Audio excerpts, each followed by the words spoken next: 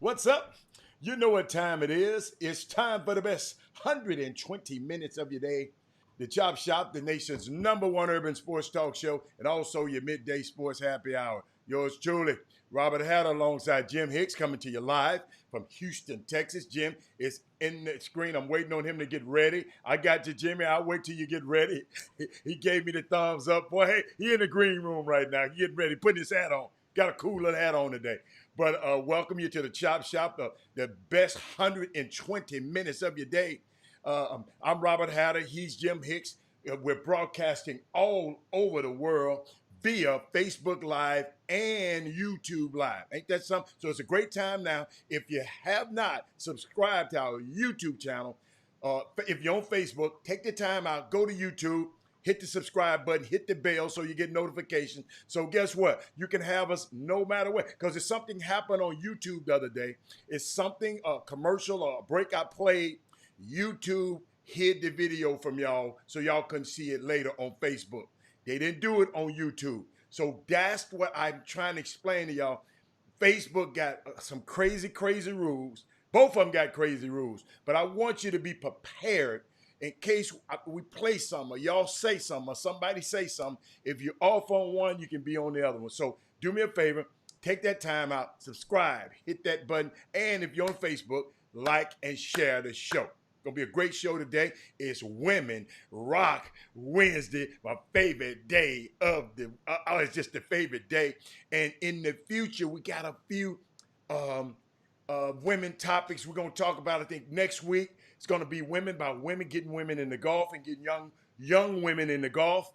Young lady, we email back and forth. I'm gonna check. So check the next Wednesday. It's gonna be important because let me tell you something, parents. We out here going crazy over some basketball scholarships and all this. And guess what? It's some golf scholarships and some golf. Might not be as glamorous, but guess what? Their education is FREE too. So and so I'm just trying to help you out. And next week we're gonna have some young ladies that join us about that next week. And got a big announcement on Baby Friday, on Thursday, talking about the Chop t-shirts and how to get them. But let me announce my women. Jimmy, you ready? You thumbs up yet? Let me see. He looked like he ready over there. Bam! See how quick I got him in there? Look, Jimmy, we got Tyandra Holmes, B. Scott. Who else we got? Hold on, let me go down my list. Jimmy, let me see you. Karen Thomas. Oh, hey, Karen. There go Mindy. What's up, Mindy? Who else we got? Kim Jackson. That's our starting five and our sixth woman of the day. Guess who sneaked in there, Jimmy?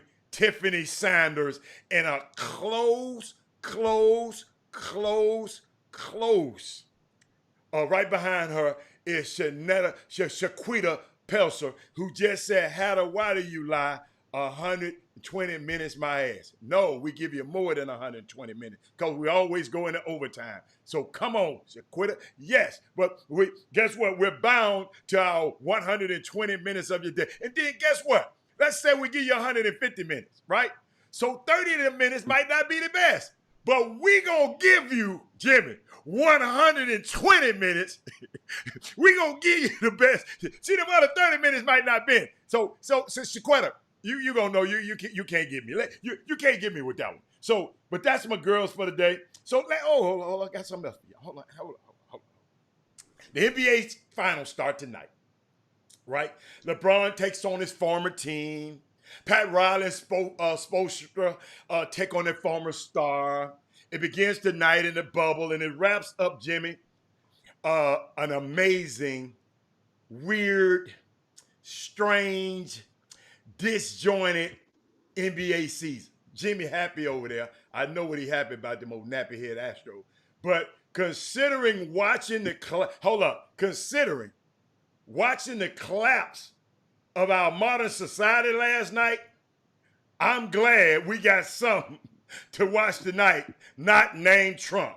And I don't want to get into it, but that was the crazy stuff I ever seen last night. But Jimmy, we got so much stuff to go today. Happy Women Rock Wednesday day to all the ladies all over the world, and just thank God. Jimmy, and a shout out to Michael Jordan, one of our Facebook listeners. He been emailing and introducing these women that's doing dynamic things in this community. And let me tell y'all something. I know Jimmy always put that, come up in the screen just a little bit, Jimmy. Jimmy always put that out a little bit about if you're doing something, women, you're doing something. If you do, your input helps us with our output. Because this show, no matter what, it might be us on the screen, but this show, I promise you, it's about y'all. It ain't about me and Jimmy. We don't have no more kids trying to help through the process. We went through this gamut. So everything that we do is for you. So make sure you share the show and make sure make sure you do your part in this thing. And what you said, Jimmy, input equal output. Jimmy, I'm gonna let you start off because I got so many soliloquies. And how about them Yankees? Man, I left my Yankees stuff. Hey, when I take a break, I'm gonna go put on my Yankee shirt. But Jimmy, why don't you told me about some dude named Shane Bieber? Did y'all hear Jimmy talk? Had him. Ain't nobody hit him. He did. Had him. I said, Shane Bieber got his head beat in last night, Jimmy. So, Jimmy, I'll let you have the show about Shane Bieber. What's going on? No. No, hell no. We're going to talk about the Astros. Astros are on agenda. You got the first line of business. Astros, first line of business. But by it being Women Rock Wednesday, I'm going to be cordial and shout out and give a shout out to some females first. And that would be the Las Vegas Aces. Yes. Who just recently even came into the WNBA. Former home of Kelsey Bone, our darling of the Chop Shop, yes. And her mom, Kim Williams, yes. and Kim Corville Williams, that is. Well, the Vegas Aces are in the WNBA championship, and where they will play against Seattle. It starts on, I want to say Friday, and they're at the IMG Academy in Florida. Now, the thing I like about that is the fact that the MVP, A'ja Wilson, she's balling. So yes. Normally, often, think about it in men's basketball on the NBA side, a lot of times once they name the MVP, we don't really get that MVP encore. But in the WNBA, it's refreshing because she was named MVP. That means it gave all other women, put them on alert, like you want some, come get some. She scored 23 points, 11 rebounds last night when they clinched. I'm talking about the Las Vegas Aces. So shout out to A'ja Wilson and the Las Vegas Aces for advancing to the WNBA finals. And I know them women can't wait to get the hell up out of there. I mean, they've been at that high school campus for, what, 2 months? It is? Yeah. No, Jimmy, but IMG ain't no regular high school campus, Jimmy. Well, it's not. Okay, it's not. I've been there. I ain't never seen no high school look like this. Yeah. No, it's not. Yeah. It's not. It's a compound. Okay. Yeah, it's a compound. Now, of course, Major League Baseball, the Astros, got 3 runs in the 9th inning, guys, to knock off the Minnesota Twins in game 1 of their best-of-3 series. Astros win 4-1. Once again, they got great pitching. That pitching has been pretty steady all year. The Astros offense is what has been stagnant and been inconsistent as they were yesterday. The score was 1-1 going into the 9th inning. Astros get the bases loaded for the second time of the game. The first time Reddick strikes out with the bases loaded, but Altuve, he took a 3-2 count out of bases loaded. How about this? Bases loaded, as they say in baseball, bases drunk, and full count. Altuve takes the pitch, and I'm talking about it barely missed the strike zone. It was it was like one of them, like, ooh, how could you take that? And the umpire let it go, ball full, walk the bases in. Of course, then after that, then Brantley comes in and knocks in a couple of runs with a base hit. And I like Brantley, man. Let me tell you something, man. Brantley has been a model guy with these Astros. You don't hear him whining about nothing. He's a brother. He's been putting that stick on the ball. He's leading the team in batting average, I think, most of the year, probably the whole season. Jimmy is a brother in baseball. He can't whine too much. They run him out of there. Come on, he's smart. But keep going. Yeah, I mean, there's a lot of new faces on this Astros team, but he came last year. I mean, we got him at a discount to the dollar, Brantley, and I love what he's doing. He showed up and showed out. Altuve, this could be refreshing for him because he didn't get a hit yesterday in 3 at-bats. So as they go into game 2, which is underway right now, they're in the bottom of the first, and it's a scoreless game. But Altuve could break into something good with his performance today. And that would be the key, what we'd be looking for. Also, there's multiple games going on because you have National League playoff starts today as well. The Reds and the Braves are in like the 4th inning, and that game is scoreless as well in the 4th inning. And, I'm loving it. Baseball, it's feeling pretty good right now to supplement the void. And I'm glad we had a chance to talk about a little baseball here and there because a lot of you guys are fans. Thank Rod Wells. He gave the update. It was 0-0. And at the end of the 4th inning for the Braves and the Cincinnati Reds. But once again, Astros win. Game 2 now, the Astros can clinch. They can clinch today, guys, and get this thing over with. Remember, based on the shortened season, there are no off days in these series. They're playing every day. So that means game 2 is today. If Minnesota wins, then game 3 will be tomorrow. And the Astros, think about this, Alan. This is the first time. This may be think about this. The Astros didn't even know their pitcher was going to be this morning for game 2. That's how the bullpen for Dusty Baker. It's like whoever wake up and feeling good, that's gonna be the guy who gonna get the nod. We didn't even know who the pitcher was going to be waking up this morning for the Astros. And make you feel good though when you get. Hey Jimmy, I don't like you putting that propaganda and that rhetoric out. So when they get their head toe off, you know what? We didn't. We didn't. No. I'm okay with the pitching. I'm okay with the pitching from the Astros this season. It's the hitting. And based on that lineup goes against anybody as far as on a regular year. Understand? Let me tell you something, y'all.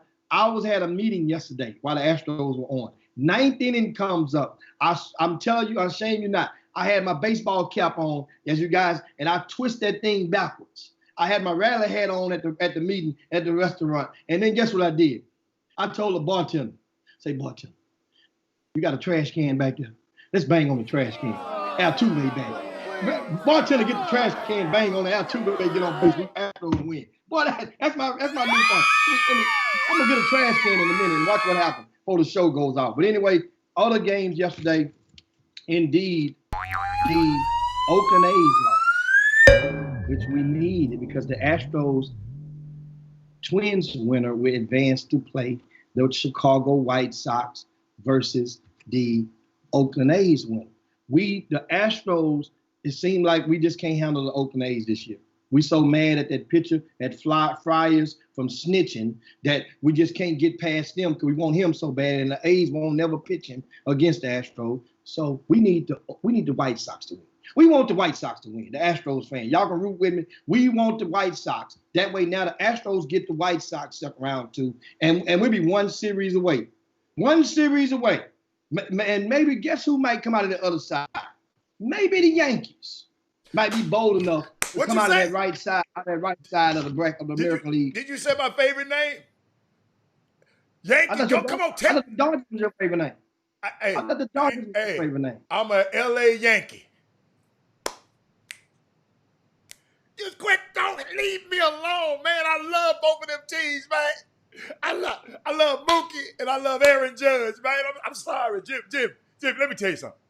If you didn't want me to like the Yankees, they should have never let me go to that stadium. Jimmy, when I went to that stadium, Jimmy, I told a story. Y'all was nervous because the stadium is over there in the Bronx now, okay? And I didn't know what train to get on to come back. I didn't know what the hell to do. I called everybody, man, what to do. It wasn't Uber back then. And I know them cabs charged me $1,000 to take me back to Manhattan. So Jimmy, hey, I'll never forget it, man. But let's talk about my Yankees a little bit. Because you came on this show. I said, Garrett Cole. Y'all remember yesterday? I said, Garrett Cole, that's my dude. Man, Shane Bieber, man. Shane Bieber, man. Shane Bieber. Man, they smacked this man in the first. They whooped this guy so bad. Jimmy, what happened to Shane Bieber? Maybe let you explain it, because you are so eloquent in putting stuff in another way. What happened to Shane Bieber? Allie, you had two aces going against each other. First, I mean, and playing against any lineup, yes, all it takes is one good swing in the back, and your offense to get ignited. For the Yankees, Aaron Judge knocks a 2-run home run in the first inning, and that was like, and dude was cruising. Aaron who? Aaron Judge. My favorite player. Okay, keep on. My other favorite player. Keep on going. Keep on. Remember now, Aaron Judge, he just gonna hit it good, or he's gonna strike out. And he got a piece of that ball, and he advantage Aaron Judge.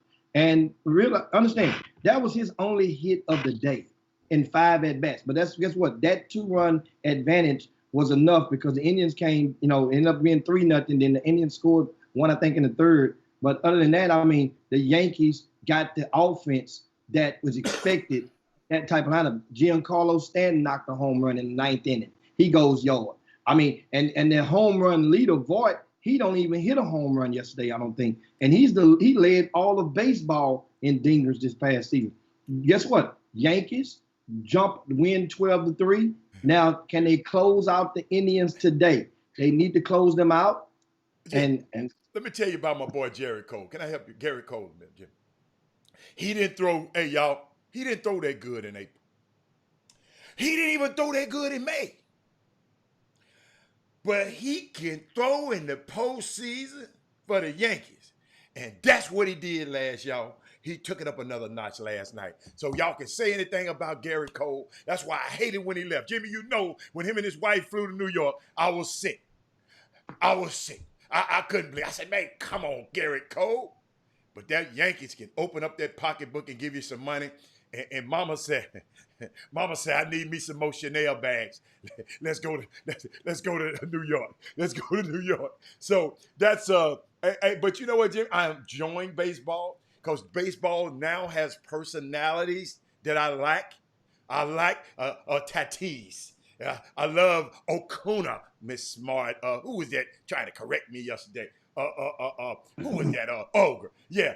Jim, it's just certain guys I like. I love Mookie, Aaron Judge. I mean, you notice I hadn't said an Astro? Because ever since they ain't been able to claim them garbage cans, I think they need some garbage cans. Jimmy, you're right. They need some garbage cans. And Jimmy, let me tell you something. When the Astros start winning again without cheating, and everybody tell me they're not cheating no more, then I might cheer for them like I used to go to the game with you. But shit, we can't go to the game nowhere no more. We got to wait the next year. So I ain't. You can't say the word cheating in Major League Baseball in 2020 without thinking about the Yankees. Without thinking about the Yankees in 2020. Stop, right? You done fell in love with that saying. You can't talk about. You in love with that saying. I should have. We was talking about Hall of Famers and people not getting in about 3 years ago. And I said, the Hall of Fame means you can't tell the story of football. You can't. I think it was Tracy McGrady, Jimmy.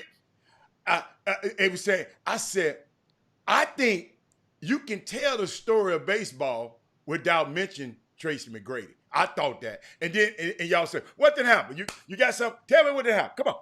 And them Twins had the bases loaded on them Astros. I damn near got my trash can. I said, I don't need the trash can yet. I don't need, because trash cans only for offense. I needed some defense. And I got it. I almost twist my head backwards. Astros get out of that first inning after loading the bases up after an error with 2 outs. First baseman Yuli Gurriel dropped the ball. It wasn't really thrown proper, but it was a catchable ball. Dropped it from Altuve. I don't want the Astros to lose now. Let's get this straight. I ain't never cheering for them to lose. But shouldn't you want to see the Astros and the Yankees after all it, but in this playoffs, shouldn't you just want to see it again, part 2? Shouldn't you Jim, want I to like see the that? Dodgers, Jim. I like the That's Dodgers. the other side of the fence. I say in the American League, Okay. shouldn't you want, based on everything that went down, think about it. They will be playing. I like the Twins, American Jim. League. No. You don't like them. I don't know nobody on the Twins. You ain't lying. I like the Twins because of Yvette. I'm going to just tell the truth. Yvette from Minnesota. Yeah. And guess what? And guess what? Huh? Minnesota got so much stuff going on right now. They don't know what the hell are like. The football team got the package. But Jim, they might not even play the Texans this weekend. That game is still in limbo. I think they probably gonna still play the game though. Jim, I want you to help me out with this though. You know, we can still go to baseball, but Mr. Chop Chop, I just want to hear this. You explain this to me because you always on the voting committees. I ain't on no voting committee. How in the hell can Candace Parker win Defensive Player of the Year, but don't make the all defensive team for the WNBA? Hey, that happened in NBA basketball a couple of years ago. To who? That happened a couple. Yeah. To who? Yeah. To who? I want to say, you guys can Boomer Room. Y'all can look it up. I want to say Paul Gasol was Defensive Player of the Year over LeBron. I say Paul. I mean Mark. It Gasol. might be different voters then. Maybe it's different voters. And I'm just and he didn't even make first team all defense in the same. You guys look it up for me. I'm telling you, Boomer Room, y'all great at that. Yeah. It happened before, and that just goes to show. Oh, Jimmy, I got it. Y'all don't even have to go. I got it for you. Jimmy, it's worth noting. That's why you had to keep reading, y'all. That the media votes for the Defensive Player of the Year, while the coaches are in charge of selecting the all defensive teams. Still, it's surprising that there would be such a vast difference of opinions between the two groups that Parker didn't make either team. Unbelievable. That's crazy, y'all. The coaches think different from the press. Well, yeah, because the press really don't know nothing. Yeah, thanks, Lord. Lord Scott just dug it up for us, and sure enough, that was Mark. But he was second team, though, Jimmy. This woman here didn't make nothing. Well, I mean, how many teams do WNBA give for? 2, first and second. But understand the thing about this in NBA, which is more 100 times more magnified, maybe 1,000 times more magnified. They gave Gasol Defensive Player POY. What year was that, Lawrence Scott? You got to help me. I want to say almost about 8 years ago, something like that. Lawrence, you can tell us what year it was, what season it was. And Jimmy, I think in this case, different entities vote too in the NBA. I'm not sure, but I think different entities vote too. So I mean, hey, it happens. That's all right. She got the Defensive Player of the Year. Yeah, and also give a shout out to Thaddeus on there from Chicago. We're gonna give it. Guess what? Your White Sox. We give it to you. That's right. He's from Chicago. Oh, Jimmy, hold on. I'm sorry, Jimmy. Hold on. Makessa Carter, Miss Carter Charles, Avis Budget Rent-A-Car. She's a Minnesota native too. I forgot about that. So we got 2 Minnesotians on this chop shop. Yvette and Makessa. So yes, okay. I just wanted to let you know. And as I was saying, Thaddeus Moody, the Chicago White Sox 4-1 over the A's. And I mentioned it earlier. And of course, in the process, White Sox go up 1-0 over the Oakland A's. That game 2 of that series will start shortly. And guess who's on the mound for the White Sox? Dallas Keuchel. You know, he used to play for the Astros, wore the beard. Him and James Harden both had the beards during that championship run. Dallas Keuchel was on the mound for the White Sox. It's amazing at how many ex-Astros are still excelling at other teams this season. And the Astros was good when I used to cheer for them, Jimmy. They were great. I mean, remember Gonzalez?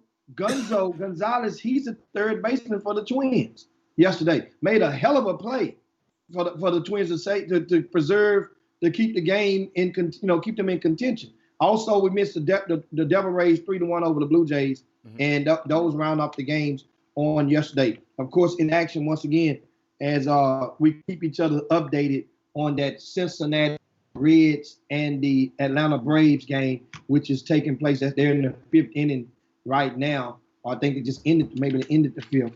But anyway, Jimmy, we let me got a write a quick note to break. myself because we'll keep going. And I got a ranking, a national ranking thing I want you to help me with a little later. I guess we'll go when we have our special guest, Mr. Carlos Hurt, a little later.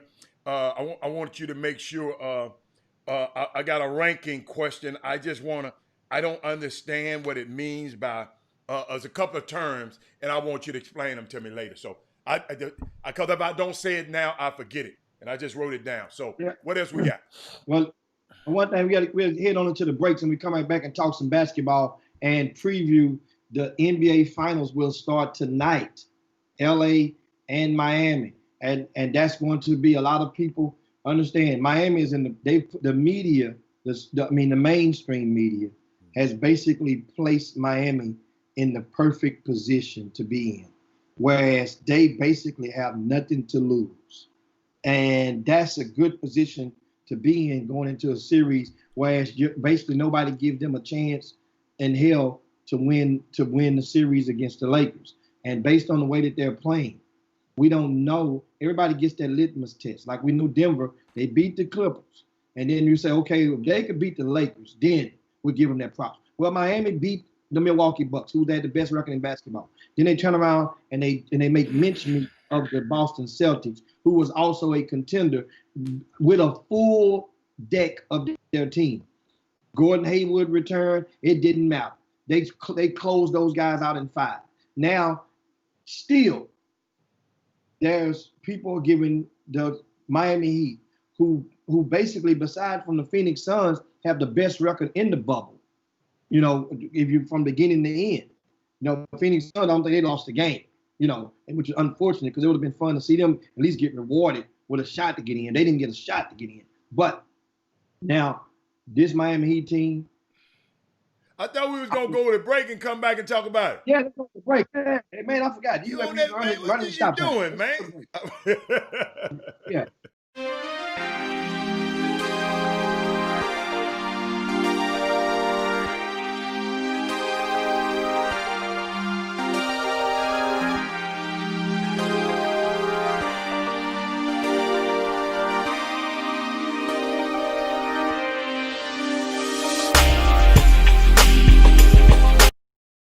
Every time people help somebody and do something, you don't have to tell. You can just do it genuinely from your heart. If you decide to, and that's what y'all want to do, that's your business.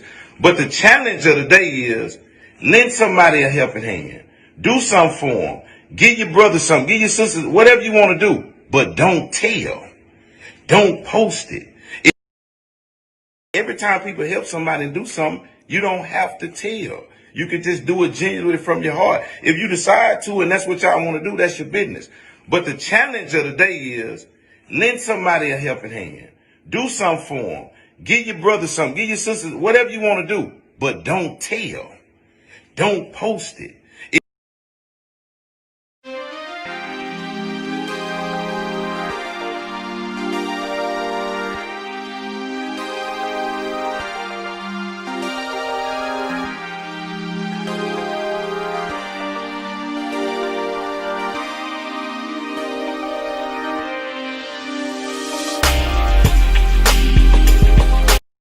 Welcome back to the best 120 minutes of your day. The Chop Shop, the nation's #1 urban sports talk show, and also your midday sports happy hour. Yours truly, Robert Hatter, alongside Jim Hicks, coming to you live from Houston, Texas. Did y'all see our Cox Pradia law firm? Did y'all see that commercial? That I'm just so proud of them guys, man. I mean, it's just one of the top law firms, period, in the state of Texas. Reach them at www.coxpradialawfirm.com, 713-752-2300, or www.bigcityaccidents.com. Jimmy, I had a unique break. I want to shout out to Miss Shantae. I saw her post that yesterday about people. Let's have a challenge. If you're gonna do something for somebody, just do it and don't post it. See, I don't even know who the guy is. They say he got. It just said don't post it. why we got to tell everybody if somebody do something? It's a challenge. I mean, if y'all agree to it, girl, I done did this for you. Let's post it, girl. I mean, that's different. But let's have a challenge. I mean, I guess he got a challenge. I don't know which day it was. Just and doing something for people just because you want to do it. Just do it because you want to do it. So, Jimmy, I know you want to get and talk about these Miami Dolphins and Miami Heat. Wow, I like the Dolphins. I like the coach Flores. See, You don't like the Dolphins this year. yes, I do. I like Coach Jimmy. You don't understand me. One of these days you're gonna understand. He can lose 100 games. I'm gonna still like the Dolphins because of Brian Flores. Y'all got to understand me now. I like players and I like people. But come on, let's talk about the Miami Heat. What's going on? I mean, as in the Miami Heat, that game is the night game one. It is, guys. And one thing about LeBron, if you've been paying attention, LeBron James, he is throughout his career, he's normally that guy who has one of those counter punches. He wait till the opponent strikes first, and LeBron strikes back in a big way. Now, in this past series, remember, it was Anthony Davis who jumped out there early on and got hot and made the difference early. Then LeBron just came on and closed it on out and did what LeBron James do. In this series, Bam Adebayo and opposite Anthony Davis. I don't really think that Bam is going to start. Do you really think that Bam is going to start out on AD and risk him getting in foul trouble that early? I don't really think so, Hal. I really don't. I think that they'll probably start off with Crowder on AD, right? And let Bam preserve some of his energy, go against opposite Dwight Howard. And that's what I'm really thinking in mind. And that could be a great move. Hey, Jimmy, did you know that Crowder and Jimmy Butler played at Marquette together? Yeah. I got pictures up on the screen of them right now. I did not know that. I didn't remember it. But they played with each other. In case people didn't know, look at them up on the screen right now. I didn't know Junior Cadogan was on that team too. But I remember the team now. I just didn't remember Crowder. Yes. I just wanted, while you're talking about the Heat, I just thought I'd throw that up there. And Junior Cadogan, guys, was another guy that finished high school in Houston. Well, went to high school in Houston, and he had to actually do what they call a post-grad a year, I think, and get right. But I think it was at Christian Life. And Buzz Williams was the head coach at Marquette at that time. Tony Benford was the assistant coach on that staff at the time. And that team, of course, those guys are reunited. Now you can kind of see some of the chemistry that flows through the Miami Heat. This was a team that didn't really have nothing to lose. They didn't have much to lose when they went there. And as John Lucas was on yesterday, and remember, and I touched on this a couple of weeks ago, that Rockets really tried to get him. He turned the Rockets down. Jimmy Butler, that is. The Rockets tried to get him. They put up bags. I mean, we gave up a lot. We were going to give up a lot for him. Everybody was talking about, you giving up that much for Jimmy Butler? We were finna break the bank for Jimmy Butler. But then Jimmy Butler, understand what he's saying right now. He gets to be himself with this team. So he's a different type of leader. And what he commands, and then they had a situation where I just love it because now I look back, the Rockets, what they had last year, they probably could have used this year a little bit more because you see guys like Tyson Chandler that was on the team. He's supposed to be that locker room, that uncle. Nene was that uncle on the Rockets team that didn't play much, but he would keep some stuff in line and people would get. Nene would have got Daniel House ass in check if he know Daniel House was trying to put that, but Nene would have been like, "Oh, yo, young fella, no, come here, let me talk to you." Y'all leave Daniel House alone. From John Lucas didn't tell me nothing, but I'm just what John. See, silence, Jimmy, sometimes say a whole lot. It was more to that situation, buddy. It was more to it was some hanky-panky going on in that bubble. It was some bubbling going on in that bubble, Jimmy. I'm thinking, I'm thinking the bubble was so pristine. For John to come out and say, man, you had to be.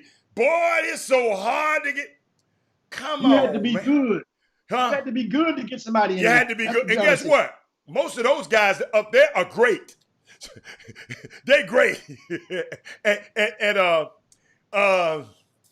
they're good at hand-eye tricks. Like they got a little David Copperfield in them. If you ever been to a David Copperfield show, if you ever get a chance, you got to go in your lifetime. That's a bucket list item. Huh? Now, going through this start lineup, here's two. Of course, we know that LeBron needs not to be mentioned. Him and Jimmy Butler advantage LeBron James. You know, Anthony Davis opposite Jay Crowder, advantage AD. Now, Bam Adebayo and Dwight Howard advantage Bam. This is where it gets tricky. The Lakers has to at least create a stalemate in these two guard the starters I'm talking about.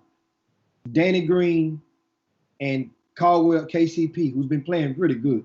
KCP has been earning his keep. I ain't gonna lie on that. I give him props. But they're opposite Goran Dragic and Duncan Robinson. The Lakers guards starters have to at least neutralize or offset the productivity of those two other guys, which is going to be very hard for them to do based on the shot attempts that they get versus the shot attempts that the Lakers guards get in the course of the game. And now then it comes to the bench. And this is where I'm really concerned. The bench for the Lakers, of course, Alex Caruso is going to be opposite Tyler Hero. Advantage Tyler Hero right now. Right? So then you go to Kyle Kuzma opposite Andre Iguodala. Is that an advantage or you think that's going to be a wash? JaVale McGee, Kelly Olynyk, that's a wash. Neither one of them ain't busting a grape. Markieff Morris, Derrick Jones, another wash. So it's going to come down to Alex Caruso versus Tyler Hero, Kyle Kuzma versus Andre Iguodala.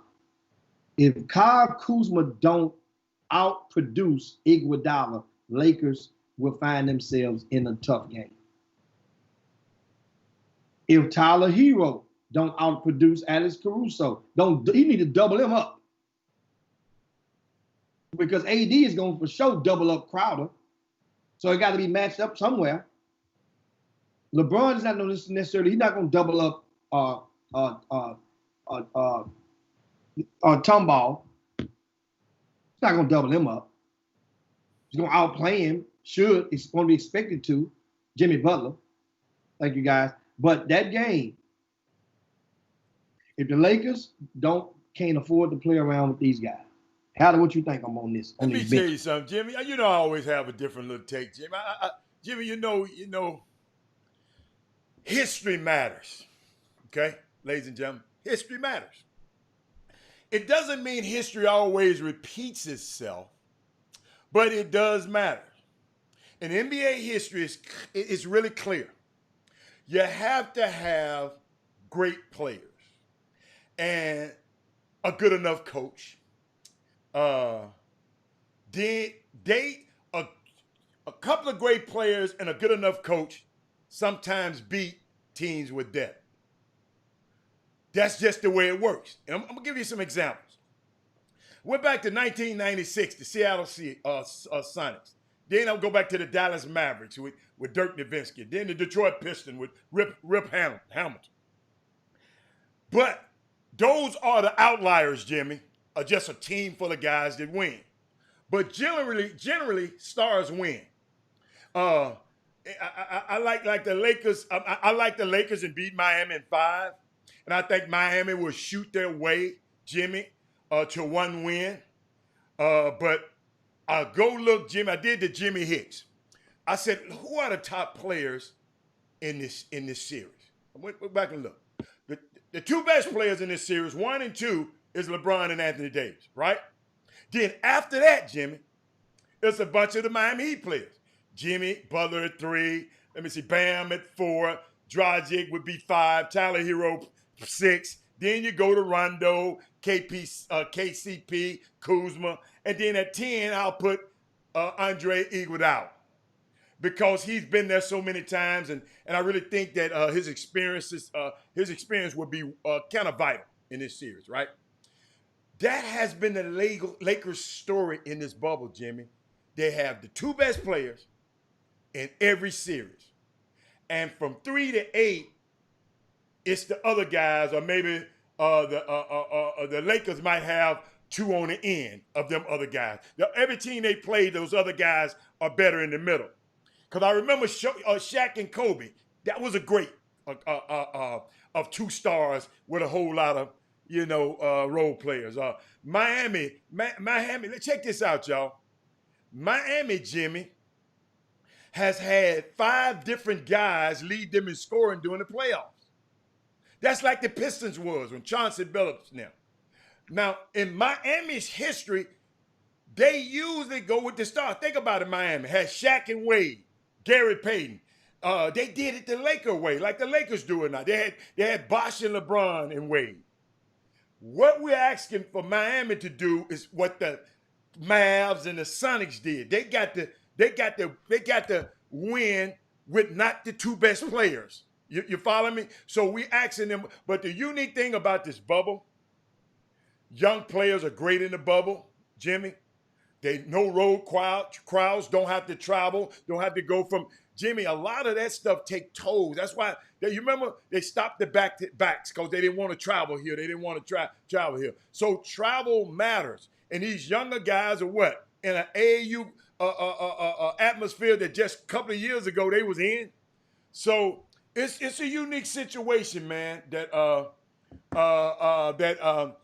what I see it. I mean, it's I just think those two top players in these 4 games gonna be who they are, and they're gonna be so good that it ain't gonna matter how many threes Tyler Hero hitting. That's just how I feel about it. That's just how I feel about it. Jim? And I mean, that's a good point of it. We're at the break again because we got our guest coming up short next segment. And we're going to take a quick break and come right back. Don't forget, at the top of the hour, we got Carlos Hurt is going to join us, former McDonald's All-American. And we're going to take a blast to the past with Carlos. But meanwhile, we come right back. We're going to go in our mailbag first, guys. Okay. Got some stuff to throw on the table from the guys, a couple of emails, a couple of text messages, and a couple of things we want to just get out there and iron a few wrinkles out there. That's what's going on around the basketball scene. And Jimmy, I want to explain. This Women Rock Wednesday, right? It's Women Rock Wednesday, right? Hey, this next commercial, this next break, I want the women, y'all got to explain this to me, okay? This for y'all now. Fellas, you can stay out. This for all the women. I saw this last night, and I said, I got to play this. I want my boom boom room. Miss Collins, don't you shy away. I need all my women in the chop shop to help me with this, okay? All right. Chop shop, we'll be back in a minute. That the space. Want to know that you're happy.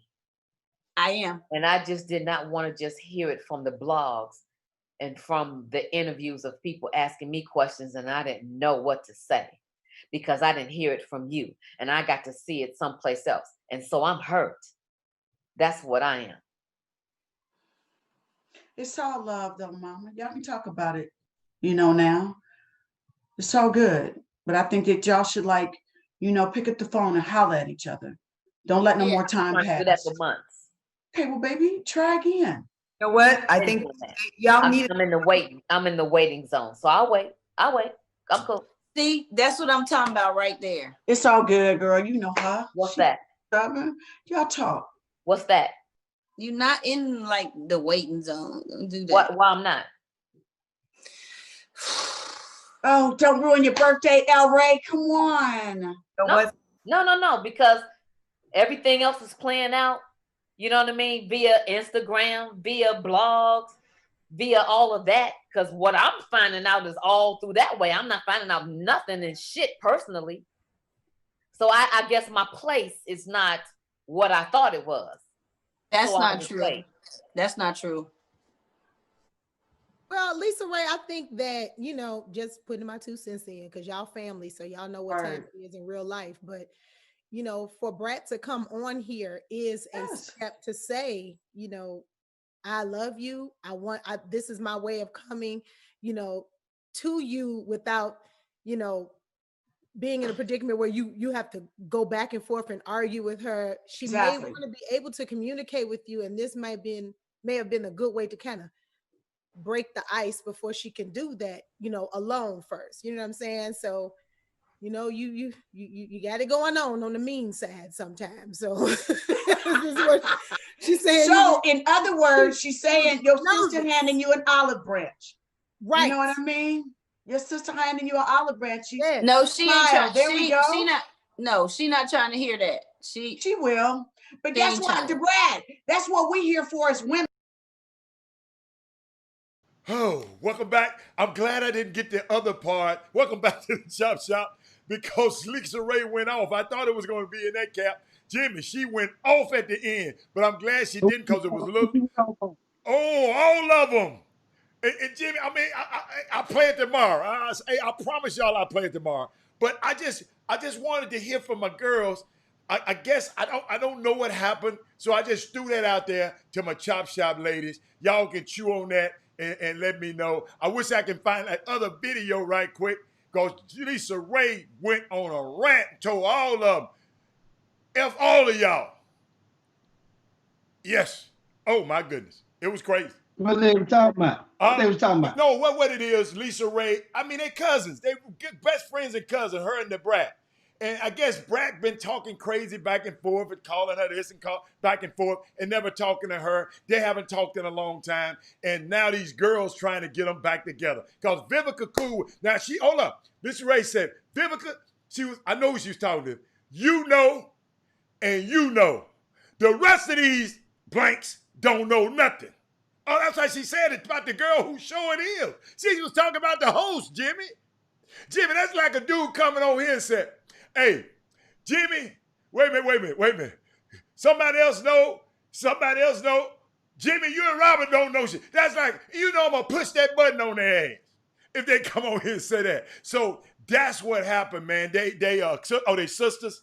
Okay, so guess what? Now, boy, they must be some different kind of sisters there.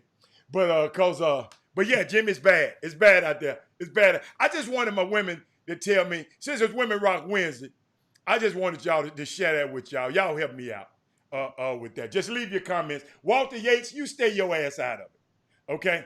You stay out of this, because they don't like you no way. So you stay out of this with Walter Yates. And I want to hear from the women right now. But Jimmy, where we going from here, man? Go in your mailbag.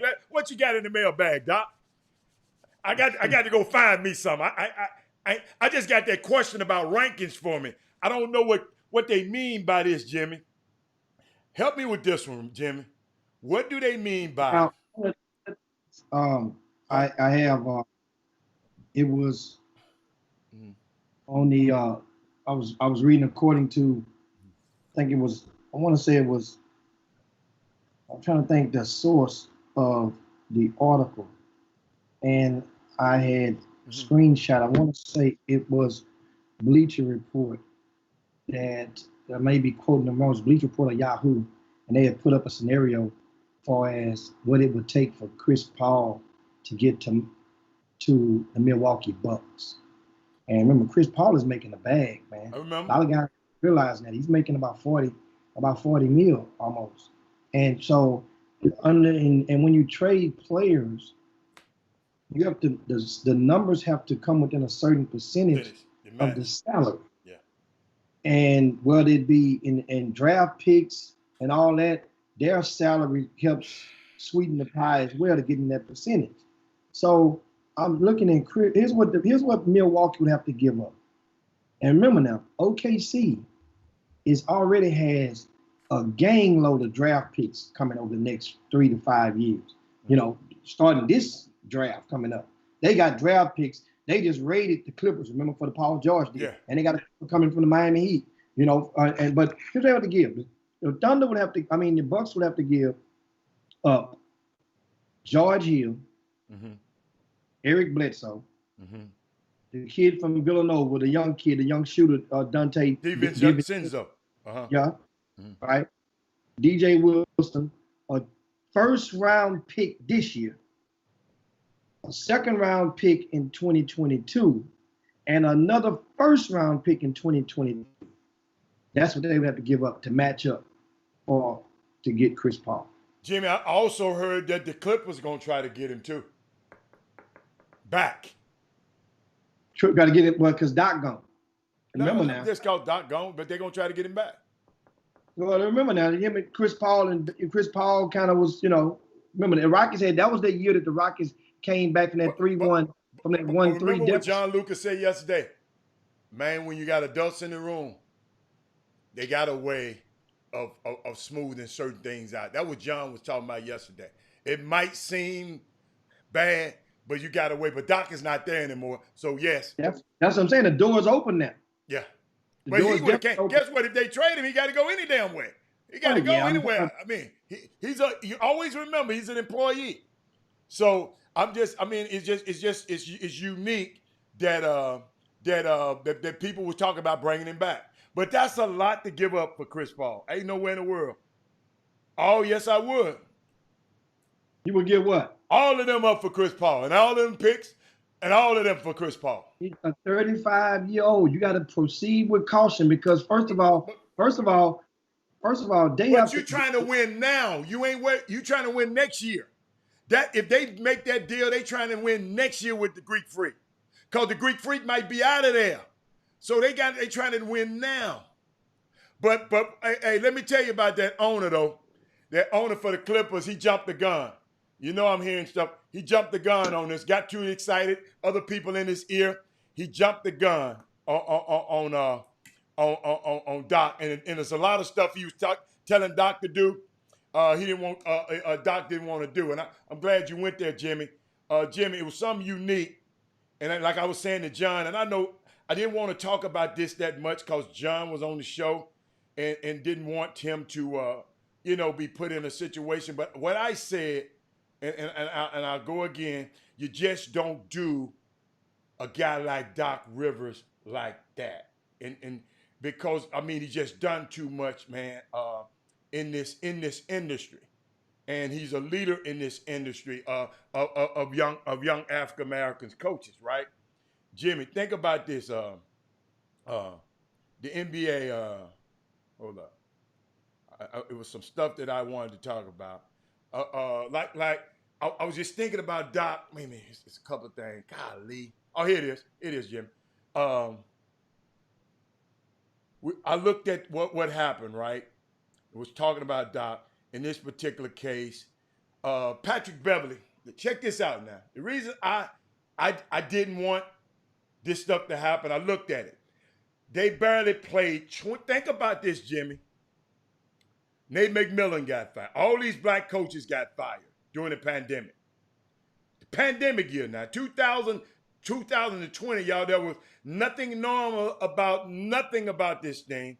They played, the Clippers played barely 25 games at full strength, healthy with everybody. Kawhi and PG are coming off injuries. One had surgery in both shoulders. That's Paul George. Team with 2 new pieces, no chemistry. The season shuts down in 3.5 months. These guys come back to the bubble.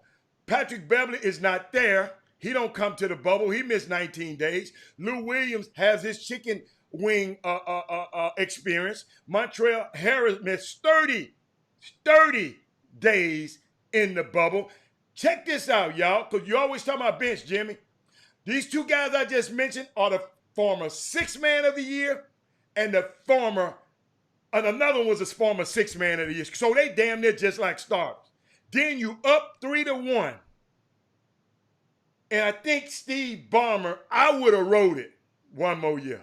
And I just would have rode it. When I think about it, that's why I didn't say nothing about it. I remember Doc wearing 2 hats in this program, in this organization. He was the GM and he was the coach. Can you imagine this, right? And nothing against Lawrence Frank. Let's get this right. A lot of people don't know this. Lawrence Frank was Doc's, check this out, people, assistant coach when they first got there. Now, Lawrence Frank is Doc's boss. He's in management now. He brought Lawrence Franks into the program, and now Lawrence Franks was one of the guys that caused him to be fired. But Lawrence Frank, let me tell y'all something. Lawrence Franks ain't that kind of guy. So don't let me, Frank is not that kind of guy. I'm just telling you how this thing works, y'all. But 3 great black coaches get fired in the pandemic. 3 white coaches got hired in this pandemic. In Black Lives Matter, it's about who you know, y'all. I keep trying to tell y'all, in this game, it's about who you know. You got a guy like Lou Williams who averaged 18 points a game. In the bubble, he averaged 11. Montrezl Harrell, I mean, you know he was absent. And guess what? I still, and I say it again, I just don't still. I don't care what nobody else say. I still think he jumped the gun on firing Doc. I just still think he did. And still, everything that you just mentioned, take into account 2 important things. Number 1, mentally, those guys had checked out, just as Milwaukee Bucks had checked out mentally. During that moment of Wisconsin, when the Clippers, and as John Lucas confessed and on yesterday on the show, the Clippers was the first team that didn't even want to play. They wanted to go. They were ready to go. So that means mentally, and that was collectively. And then I also heard that 2 of the teammates got into it during that private meeting. 2 of the Clippers teammates got into it vocally. Jimmy, it's worse than that. I just ain't gonna tell it. It's worse than that. But that was during the public meeting with all of the players only meeting. When there was a player at first, some coaches was admitted at first. Doc Rivers spoke to the guys. John Lucas spoke to the guys. Then right after one of those guys got through talking, then somebody got up and said and asked for all the coaches to leave the room. When they talk, they need to get some stuff together amongst themselves. And during that is when, right before then, is when Patrick Beverly and one of his team, I think it was Paul George, got into it in that room. Jimmy, also, Montrezl Harrell said, man, we can't tell your ass nothing. You think you know everything, Paul George. You don't know it all. Oh, they got into it at the game. That was said. Yes, that was said. Patrick Beverly even went so far and disrespectful. He talked crazy to Michelle Robbins and told her, "I pay your salary." Yes. Yeah. So these guys. That was during the meeting. Think about this, Jimmy. But guess what? Those guys got Doc fired. Exactly. So that's what I'm getting to. So 2 things. 2 things. And I mentioned one yesterday. The second one leads into it. Because we got a guest coming up, Jimmy. Guest ready. Yes. Yeah. Yes. Guest coming up. We're going on a quick break and come to the guest. Carlos Hurts is going to join us next segment. Okay. We got about 1 minute left. Give it to him. The second thing is this. The Clippers still had a 3-1 lead. And a 19-point lead, too, in that game. In that 5th game. See? Despite all of the other stuff, they still had a commanding lead and was in control of the game before squandering that game for 5, losing game 6 and game 7. Now, Denver, as I said yesterday, and I brought it up to John, and I still believe in my mind, my heart, because of the timing of it. If that's the case, why Doc didn't get fired last week? You see, think about the timing of it. It doesn't. The smell test is this: had Denver beat the Lakers, do you think Doc would have still been agreed to leave? As John alluded to, it was a mutual thing. Like one of the things, like, man, everybody's doing that. I'm not sure. If Denver would have won, misery loves company, because the media totally turned on the Clippers. From what I hear, Jimmy, a lot of them. and this from some other people out there that look just like him. They felt he jumped the gun on this one. Said he let his emotions get into this one. He usually not an emotional guy, but he's a fan. And y'all got to remember, fans is the root word for fanatic.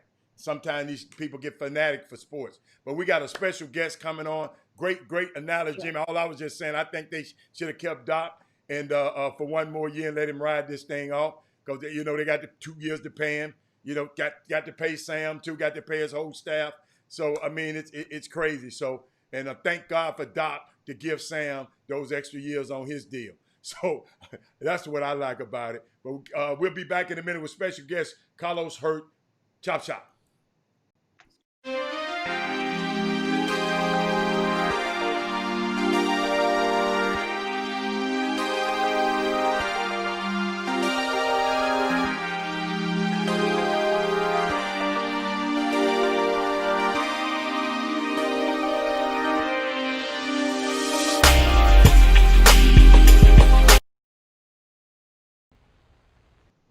Welcome back to the Chop Shop Midday Sports Happy Hour, the best 120 minutes of your day. What's in your cup right now, guys? I'm talking about, this is one thing about the Chop Shop we ask you guys to do. Shout out to all the people over in the YouTube stream that are watching us live via YouTube. Shout out to Todd Byerly. See Rick Timms. Look, Rick, he loves the YouTube because he can't get put in YouTube jail. Ain't no YouTube. So welcome. Also, shout out to Kim Jackson over there, Mo City's finest over there, just not amongst the few that are in Coach the Leah, Jimmy. Coach Leah Denley, may I add. She's in the building. Happy Women Rock Wednesday to you too. What else you got, Jim? Yeah, and also over in the Facebook page, the Facebook feed in the Boom Boom Room, we got Walt Yates and Kevin Freightman. Speaking of Facebook jail, did you guys know that Kevin Freightman was in Facebook jail last week? Yeah, for calling somebody a COON. Watch your mouth, Kevin Freightman. Right, you too light-skinned to call somebody that. Hey, you grew up with too many trees in your front yard to be put in Facebook jail. Jimmy, what's my favorite saying? Hey, Jimmy, think before pressing send. That's all I got to tell you. Think before pressing send. Let's get right into it, man. It's basketball season. Of course, we have with us, one of the high school legends from Houston, Texas, and Ailey Elsick High School. He was part of that class of 2001, but transferred out to Louisville Male High School for his senior season. But boy, did he stir up and make a whole bunch of noise on that court while he was down in H-Town. Started off with the Saluki Jazz program that was ran by my first cousins, Ronald Lewis, Jerome Lewis, Ray Lewis, Wayne Johnson, and those guys. Cousins you got. Keep going. I mean, there's a whole crew of them out there. Y'all was doing some procreating in your family, but keep going. That Adam Johnson made this whole clan of them things. Close the clan of them on that side of the fence. All our mamas were sisters and brothers on that side. Okay. And there was about 11 of them. And so, but we have with us Carlos Hurt, and we haven't seen Carlos Hurt. You guys out of sight, out of mind, but he's been around and he's been involved with basketball, and he's with us today. Welcome to the Chop Shop. Los, what's going down? Hold up, Los, I got something for you. I gotta give you. What's up, man? Wakanda forever. What's going on, big fella? All right, now how y'all doing? Doing great, man. Doing great. Jimmy, man, what's going on? I mean, this is a great thing. Of course, you live with us, and tell us a little bit basketball. What are you doing now? First of all. Well, these days, I'm behind the scenes a lot. I'm involved with the Houston Raptors down there in H-Town. You know what I'm saying? That's home base always. But here in Louisville, I got a fourth grade team I coach called the Louisville Magic, and it's ran by Ellis Miles. That's the CEO of the organization. We at odds right now due to the pandemic, man. He been wanting me to coach go out of town to certain tournaments or whatnot. I just ain't. I'm just thinking, you know, safety first right now. So, you know, I don't know if I'm still the coach, right? But you know, that's family always. That's good. Yeah, man. Carlos said we had ours. Louisville, so fourth grade team. What got you? So you got a relative? You got a kid on that team? But the thing, my stepson is in fourth grade. There you go. There you go. There. Yeah, Ellis. Actually, Ellis, his nephew is his dad. His nephew's dad is one of my best friends out here in Louisville. Oh, You know, okay. so you got Big Ellis. You know, he about 6'9", and his dad is about 6'3", 6'4". And I want y'all to remember the name, man. Wait, CJ whoa. Bucket. 6'9" as a fourth grader? No. Ellis is 6'9". Oh, okay. Ellis, Okay. he's 6'9". His dad, my fourth grader's dad, is about 6'3". Okay, I got you. Okay, so Yeah. his dad is one of my best friends. Yeah. So Oh, yeah. yeah, and he got his future's bright, man. His future's real bright. Y'all remember the name, man? CJ Sweeney, aka CJ Buckets, man. CJ Buckets? Sweeney. I had to write that name. Write that name in our vault. I done wrote it down. Hey, What Carlos, class? you know. What class is he? What class? They 2029. 2029. This might set a record. Halloween never talk We ain't about never it. talk about a 2029 on the show. I can in right now. You hear me? Okay. Hey, Carlos, I didn't know you was still in Louisville. What's going on up in there? What was going on with the civil unrest about Daniel Cameron and Breonna Taylor? What's been you on the ground there? What's going on that we couldn't get from CNN or from Twitter? What is it? Anything that you know that you can share with us? Well, yeah, it's a few things going on out here right now. You know, first and foremost, you know, as always, you know, justice for Breonna Taylor. Okay. ASAP. Right. Killed her immediately. Because we can't say arrest the officers because they not police officers no more. You know what I'm saying? So they not LMPD officers no more. So now, you know, just throwing that out there, it's fair game. Yeah. So arrest the cowards, kill Breonna Taylor, you know, and it's a lot of behind the scenes going on. The grand jury's asking for the release of the transcript that the attorney general was holding back a lot of information. So, you know, it's a lot of things going on. The fight ain't over. You know, the fight ain't on shot. Yeah. Thank you, baby. I needed that. I'm glad you said the fight ain't over. You give me hope. Yes. And of course, updating that case, one of the grand jurors at the top of the week filed a motion to get unmuzzled, you know, to be able to speak about something that didn't happen, because by law, by their oath, they can be held in contempt if they speak about any of the things that did take place. So this is something a really good loophole that this person, this grand juror, it's a lady. It's a lady. I think they're insinuating it's a lady, but they just called her. I read the file is called a grand juror. Okay. You know, okay. So it's like a Jane Doe. And one of the things is what did not take place is one that's become factual, and that is 12 of the neighbors. 12 of the neighbors say that they did not hear the police identify themselves. Remember, this wasn't a 5:30 in the morning raid. This was a 12:30 in the morning raid. And in certain communities, 12:30 in certain communities, like 8:30 in other communities. 12:30, everybody woke. Yeah. You followed the show. Last night. I was out of it last night. I was asleep last night, Los. That debate took so much out of me, I just went to sleep. But keep going, Jim. I'm sorry. Jim. Yeah, and so this is really big because now another grand juror, I don't know if it's the same one or not, has came out this morning and stated that has been quoted as saying that they were not given instructions to an option. They were not given an option to indict these officers.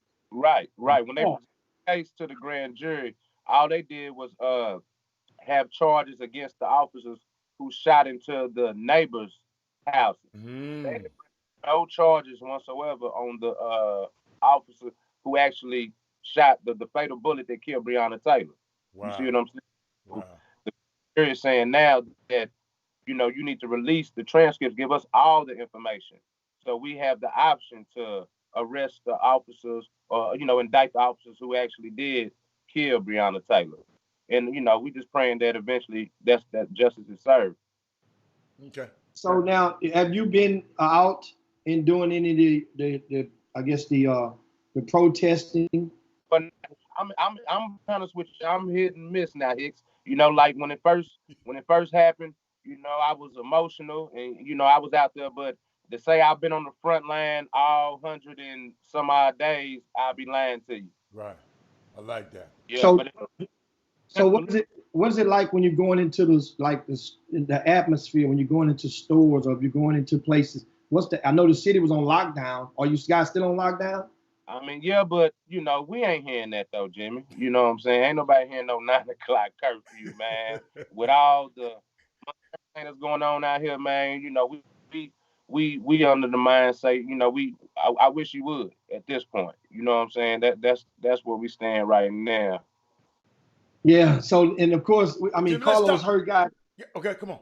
Go, Jimmy. If you're just tuning in, Carlos Hurd, former basketball McDonald's All-American, former star, Louisville, where you attended, and we coming up close against the break. I want to be able to take you. Like I said, we're gonna take a blast to the past. Okay. And coming up, we'll go back to the grassroots basketball scene or to your Jimmy, Ailey we got Elsie 5 days. minutes to the break. We got 5 minutes. Let's go Okay. now. We We got got 5 minutes. back at Ailey Elsie.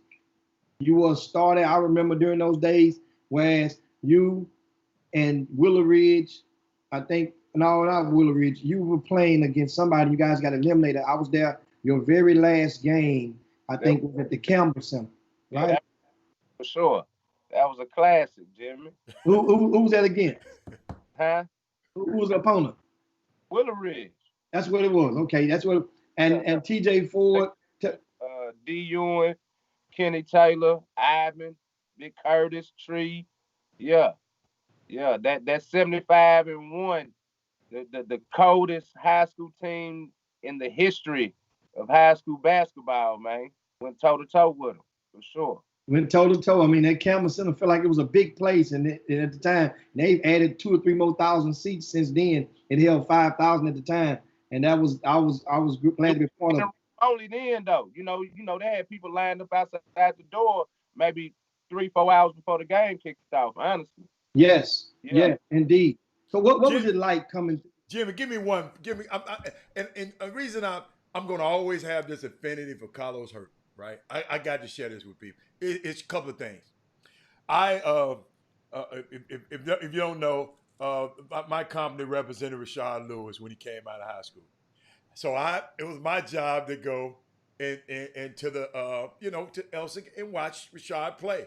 When Don Nelson came in, or the pro coaches came in, or the pro general managers came in, I came in and talked to them, and we sitting there watching the game. And this young 9th grader was the engine, was the catalyst for Rashard. Hey, it was him. He had to make Rashard look good. Imagine this, y'all. A 9th grader with Don Nelson and all of these NBA GMs and legendary coaches coming in to watch, and he had the key. He had the ball. And that was my first encounter with him. And then me and TJ just sitting around one day, probably smoking a cigar or something. And TJ told me, man, tell you something, man. They might not give him the credit. That's the coldest dude I ever played against in my life. Hold up, Carlo. TJ been to the NBA. He said, you were the coldest guy that he ever played against in his life. Anybody know about TJ Ford? He ain't gonna say no stuff like that unless he mean it. He ain't just throwing out compliments. Now, them compliments Hey, that credit hard to come by with Ford Tough, man. Oh, Yeah, they hard. Forward tough. I like that. Forward tough. I like that. I'm gonna use that That's one. how I locked in my phone. That's how I got them locked into my phone. Ain't Ford Tough, man. Yeah. but Carlos, that's my testament to you, man. If I knew nothing else about you, I saw your fortitude as a ninth grader, a guard, not no ninth grade big guy, of being the engine that helped the guy get to the NBA. I'll forever be in your debt. Thank you. That's why. Hey, and I didn't realize I didn't realize you're tied to the Raptors. And now people know I got an affinity because I'm always talking about Bobby Benjamin and Gary Carter and that leadership over there. Those guys there, man. Hey, if those guys pick up the phone, and you can ask them, Carlos, I'm gonna answer the phone on the first ring for the Raptors. Yeah, Bobby, Bobby B done told me, man, had his guy. His too. Right. Had his guy, man. Right. It's all look. But look, so Rashard he was getting to that league regardless. Yeah, you know what I'm saying? I know. I'm just glad that he had enough pull to tell our coach. I'm on JV at the time, and he had enough say so and enough basketball IQ to be like, hey, get him on up here on varsity ASAP right now. I need him, running the show or whatnot. You know what I'm saying? So I'm forever grateful for that. You know what I'm saying? More than anything. Jimmy, and he always talked to me, regardless of, I'm gonna make my own decisions at the end of the day. Back then, he always trying to steer me in the right direction. Always. That's good. And of course, now Carlos, back in the days, you played the Saluka Jazz. Right. Right. And I always get on my cousins and them. I get on their ass a little bit. I just saw them just 2 weeks ago at a repass. One of our other cousins had died. I think Coach Ray Johnson's sister. Okay. His sister passed away, Barbara Ann. So we was out there in Tomball a couple of weeks ago. And here's a question. You was in the starting lineup. My little cousin Jace Lewis was in the starting lineup. Right. And TJ Ford came off the bench. Nah, that's not true at all. Right? No, sir. I was just clear it up. In the beginning, it was me, Jace, Jake, Jason, what's his name? Shelton, and Big Edmund Parker from Acres Home. Okay, y'all probably ain't gonna remember Edmund. Edmund, that's our guy right there, the enforcer. You know what I'm saying? Enforcer. That's but anyway, and Jermaine Hawkins. That's the main. Jermaine Hawkins, Westfield High School. Yes. Right. Okay, that was our best player at the time. Okay. So me, Jace, and Jermaine was like, and Binky. I'm sorry, Binky. That's my little cousin, little Binky. Also, okay. So me, Jermaine, Jace, Binky, and Big Edmund was the 5, and Jermaine was our best player at the time. So, when we go out of town to this national tournament, I think it was in Orlando, man, Hicks, we got smacked by 30, 40 points every single game. You hear me? So that next year, we had practice or whatnot, and this little skinny dude come in the gym, little frail, 4 foot nothing, come walk in the gym, and he got a big cock diesel dude with him, his god brother, I believe, named Marcus. Man, they got like a 9-foot rim on the side. Man, the little dude bounced the ball off the ground, catch that thing, dunk it backwards. Boom. If it wasn't 9 foot, it was 8.5. You know what I mean? It was, when we seen him, we were like, man, what the, what's going on? Right. Man, since then, we took off. That was TJ Ford. TJ Ford ain't came off the bench for the Saluka Jazz not one time. I was the one that went to the bench. So it was Jace, Jermaine, and TJ. That was the, I 3-head monster or whatnot. So I'm the one off the bench. And, I had to get back in the lab, I had to go back in the lab. My old man started a little like a little league, a little summer league team for a couple of kids in my apartments, and I was the leader of that team, and I got my got my confidence going and whatnot. So when I came back, I'm telling Coach Ron, like, hey man, I need to be in that starting lineup. And just so happened, we had found out Jermaine was a little older than he was ineligible to be on our team. Okay. So Wayne, that's when Wayne started his own AAU thing, so Jermaine wouldn't be left out because we was getting in trouble if Jermaine was playing with us because he was too old to play with us. Gotcha. So that's really how I started lineup and back in the starting lineup rather. Okay. And then, as we got older and I started getting my confidence together, man, we took off. We was something special in the city, man. Me, Jason, TJ, and Jermaine, you know what I'm saying? But when Jermaine left, it was me, Jason, TJ. Man, listen, that was something special. It wasn't an AAU team at our age that was even close to us at that time. You know what made me laugh, Carlos? I was thinking about the first time I took my son them when they was little to the national. Hold up, we had fun though, but they got smacked by 30. When you go, hey y'all, mamas and daddies, with that little mom and pop team, you can't go to them AAU national. Them dudes got some dudes on them teams. Back in the day, they already had AAU teams in those nationals. They was out like the Wisconsin Playground Warriors. Yes, they killed us. All them. They was in the nationals then when we was in elementary and middle school. It's just by the time we got to high school, they was getting sponsored by shoe deal teams. Right. You know what I'm saying? By night, yeah. Boy. Like this big going on, man. Yeah. Jimmy, I've been on the other end of them whoopings. Oh my goodness. I said, and then you find our kids just learn how to play. We had like a developmental team, right?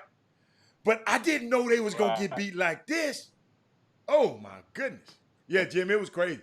So as you growing through, then come the next stage, you had outgrow the platform of the Saluki J. I'm gonna tell you what happened, Hicks. This is what happened. By the time we got in middle school, right? By 7th, 8th grade, TJ had left our team. In 8th grade, that's what TJ had left the team in 8th grade and joined the Houston Superstars. Okay. So we not knowing at the time, we thinking like he done betrayed us and like why would he leave us, this, that, and the third. No, that was the next stepping stone. If you want to further your career, or whatnot. It wasn't that was like, okay, that's national basketball. This is AAU basketball. Gotcha. This is a whole this is when you got rankings, you got college coaches coming to watch you play. We not knowing this at the time, but that goes to show how cold T was back then for Yuri to snatch him up at 8th grade. And he was the starting point guard for them. You understand what I'm saying? In 8th grade?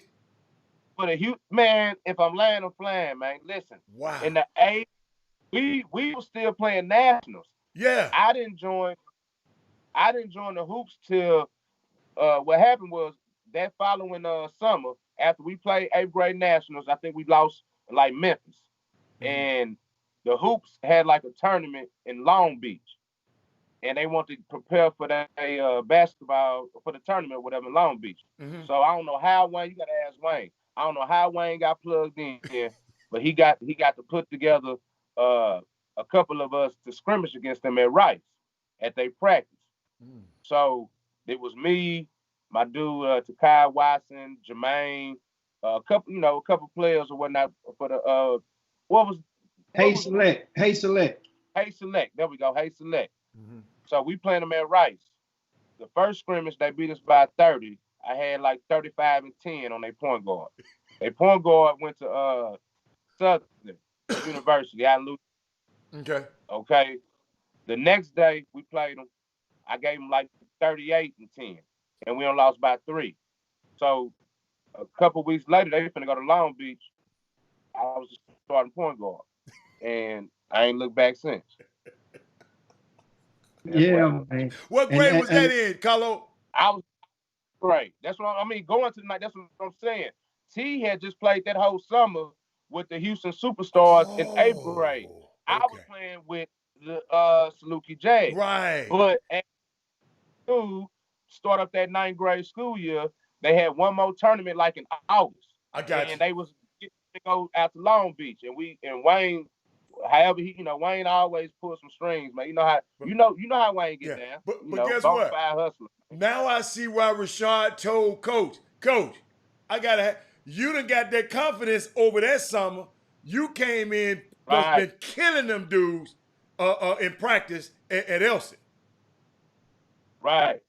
And when we went out to Long Beach, I ain't know nothing. This one, Bob Huggins was coaching at Cincinnati. I think Henry Bibby was out of USC. Yeah. And they was, in the gym. I'm like, oh, this is my first time seeing some people I see on TV actually in the gym watching us play. Uh-huh. I'm finna go for it. Yeah. Hey, Carlo, tell me, no, Jimmy, I got to ask him. Why don't these other little kids think like that?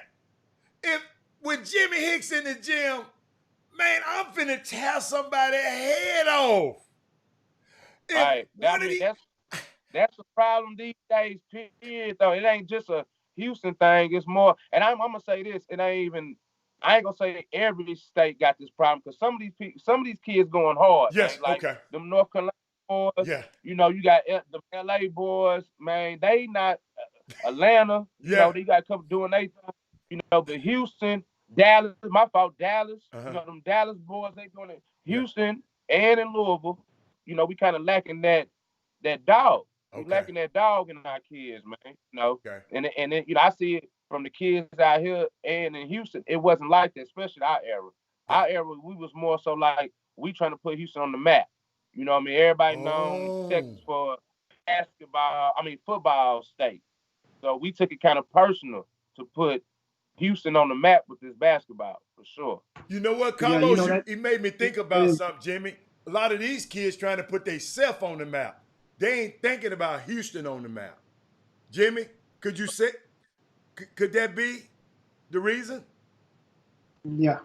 I mean, because you have to realize a lot of people, is shifting, and that is totally true, because and you saw that a lot, especially in like in Texas, Louisiana. That's why the Louisiana team was so dominant when they had the New Orleans Jazz, that at the 17U. That's why they had a hell of a run for about 3-4 years on the Adidas side of the fence, because you got those kids to actually, they were ripping their hood.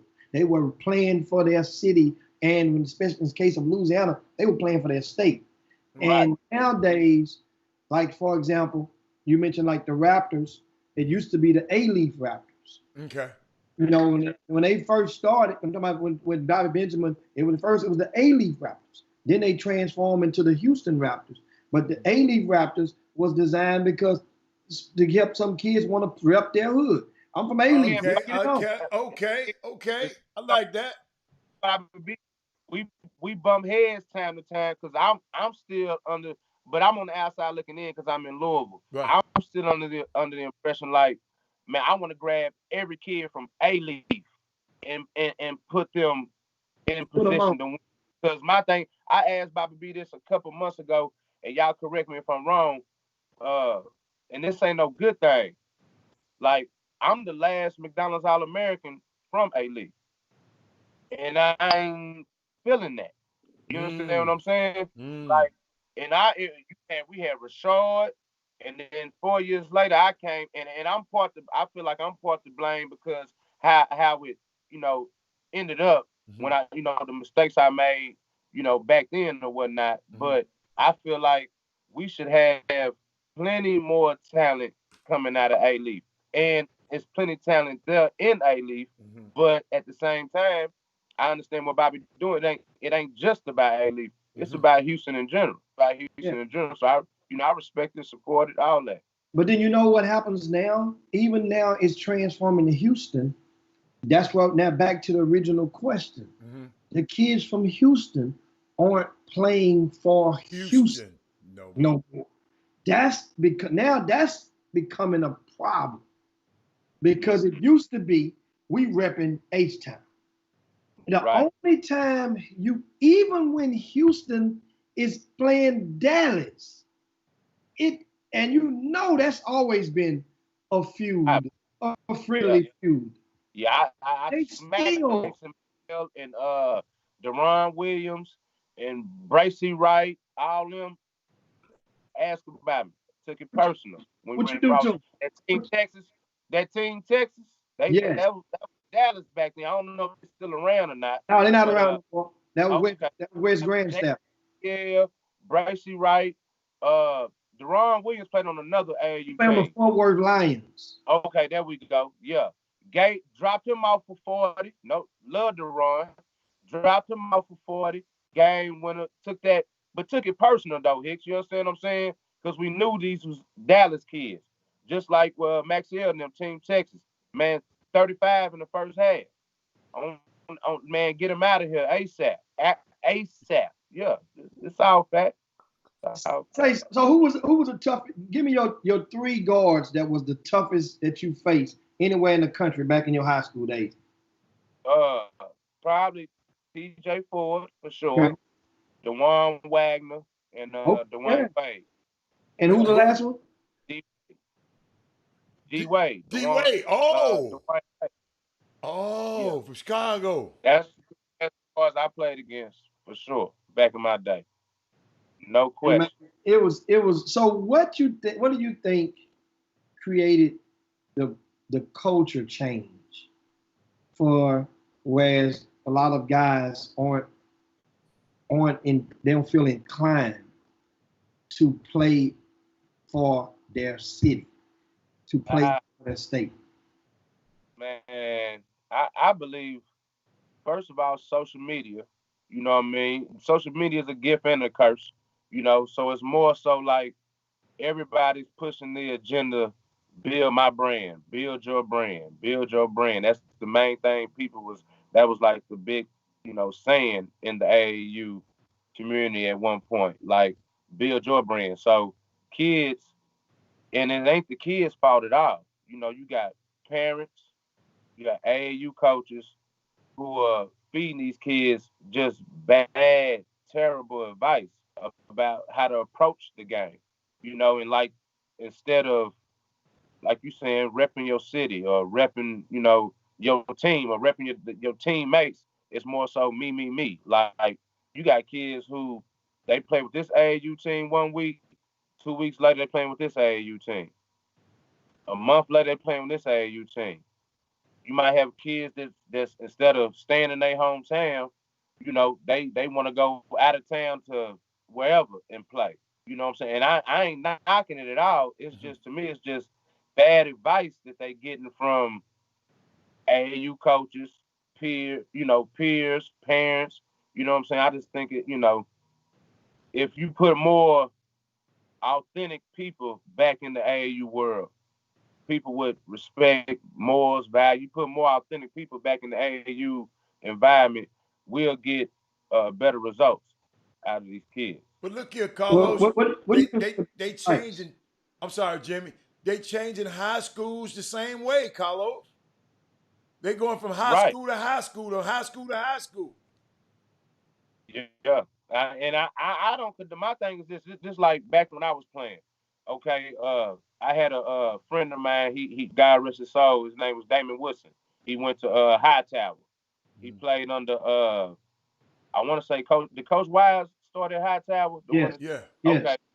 Okay. He played under Coach Wise, and he was my backup point guard back then with the Hoops.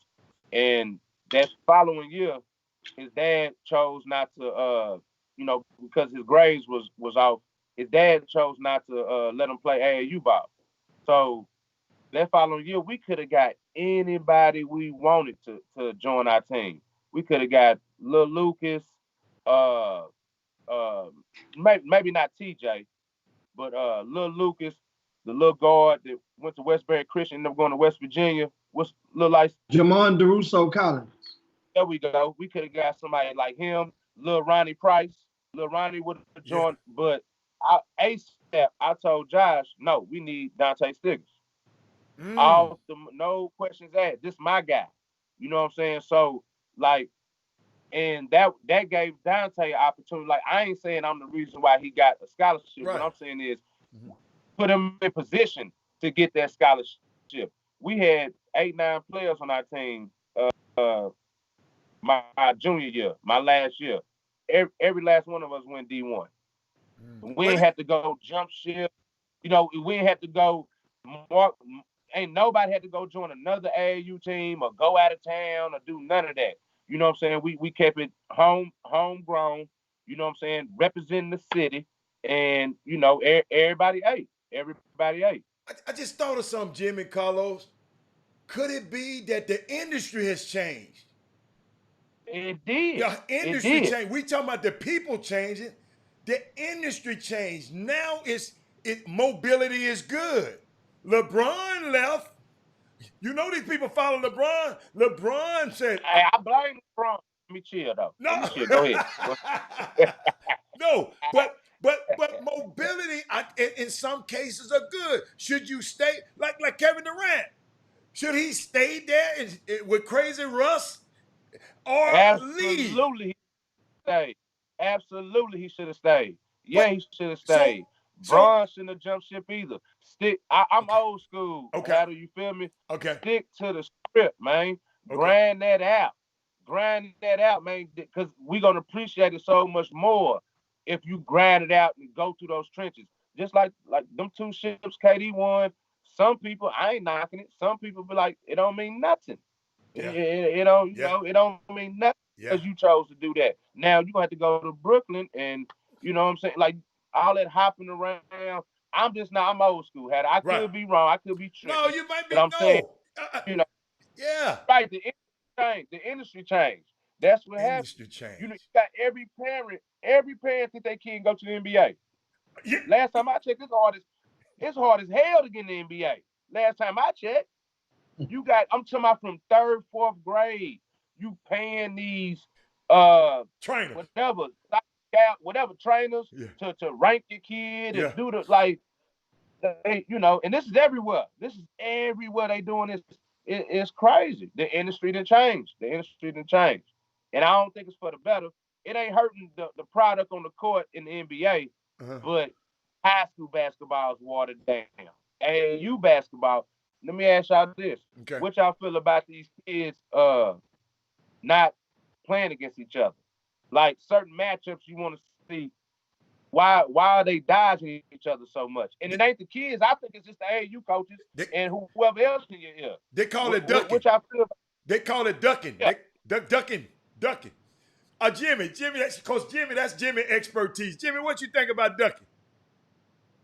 Duck season. Well, I Duck mean, I season. think that kids emulate whom they idolize, and you have people now that call influencers, and that's the new word. And I was joked around with it yesterday with John Lucas, and that word influence. So a lot of people now, that's the word that word can be used as a substitute for different titles, but influence and an influencer. So a lot of kids, they are bred to reach a certain point. And once you think about it, you're hungry and you want everybody to play against you before you get that status. Mm-hmm. So you want the guy that has the status to play against you. And I remember how you guys were involved with the Franchise All-Stars program. You had John Henson, and you made your schedule to go to seek out all of the guys who were ranked in the country, and you wanted to play them. Mm-hmm. Lo and behold, due to the fact that you were from out of town, mm-hmm. some of those guys gave you an opportunity and played you. Uh-huh. Well, yeah. What if they would have said, we ain't playing them? Yeah. Why should we play him? He ain't even so. That's what I'm saying. Where did that start at though? Like, where did that mindset come from in basketball? You know, a competitive sport. When they start dodging smoke, When guys started coming in, remember the amount of teams increased a great deal since you were in school. Okay. And so as the teams increased, you have different types of players at the table, so to speak. So if you think of it as a dice game, Okay. back in the old days, there used to be some games would go on and everybody would know the game would end when either you broke or I'm broke for the day. The game over. I'm gonna break you, you're gonna break me, and we gonna go home and re-up. We coming back tomorrow or next Friday, and we gonna lay them down again. Well, what happened is a lot of guys start coming to the table that when they get up, they cuffing and stuffing a little bit in the shoe or in their sock, and they gonna play broke, or they gonna leave after they hit you 2 or 3 times. They hit you for a grip and go. That's a dice game, though, Hicks. Where I'm from, I know where you from. You can't just get up and leave. Exactly. Yeah, exactly. So now, a bunch of those guys at the Hold on, table. explain that concept to me, Jimmy. Jimmy, you and Carlos, explain that concept to me. So you can never leave. You can never leave until you done broke everybody in the room. Oh, hell no. You ain't gonna leave till I get a chance to get my money back. But if you ain't got no more money, so I got to stay there all night until you. What if you never get your money back? When can I go home? You can get the money back, drop it down, and I gotta fade you. No, I asked, when can I get my money? When can I go home? When you broke and you ain't got no money, or you got to go get some more money and come back? Do I have to wait on you? Huh? Hey, Hatter, it depends on how you build, man. If you one of them dudes, you can get up and walk away. But if you not, you gonna have to get it right, man. Thank you, because please explain that to me, because I know some people who done got up and ain't nobody said nothing. So I got you. Right. I'm following you. But it also depends on how you got that. Now, if you talked cash shit and you was capping during the time while you getting my bread, right? Then guess what? You get out of that parking lot, then we ain't letting you get out the house. You gonna sit down. You gonna get it on. That happens. Hicks, where you from? Ward, ain't you, Hicks? Huh? Fifth Ward. Yeah. Okay. Yeah. Fifth Ward, then Rosewood. Yes, but so I mean that's just how. But now, as I was explaining, nowadays if you use that same analogy and translate it over, at the table is a room full of guys. It's commonplace. Oh, yeah. If you get up to me, you can say I quit. I don't get no chance to get back. And that's such a weak mindset to have in the basketball world, man. Like, you should want your kid. If I'm an AAU coach, man, CJ Buckets, he ain't dodging no smoke. You hear me? We playing 4th, 5th, 6th, and we getting smacked. Some of these teams ranked in the nation. You know what I'm saying, that we playing against. We played they call them North Coast Blue Chips or whatever. LeBron James supposedly. So I don't know now. That was Clyde Jackson. Yeah, he started that. They call North Coast Blue Chips. LeBron supposedly sponsors them. Well, his son played with them a few years back. Okay. So we played them once last summer. We probably played them 12, 15 times. They beat us by 30 every single time.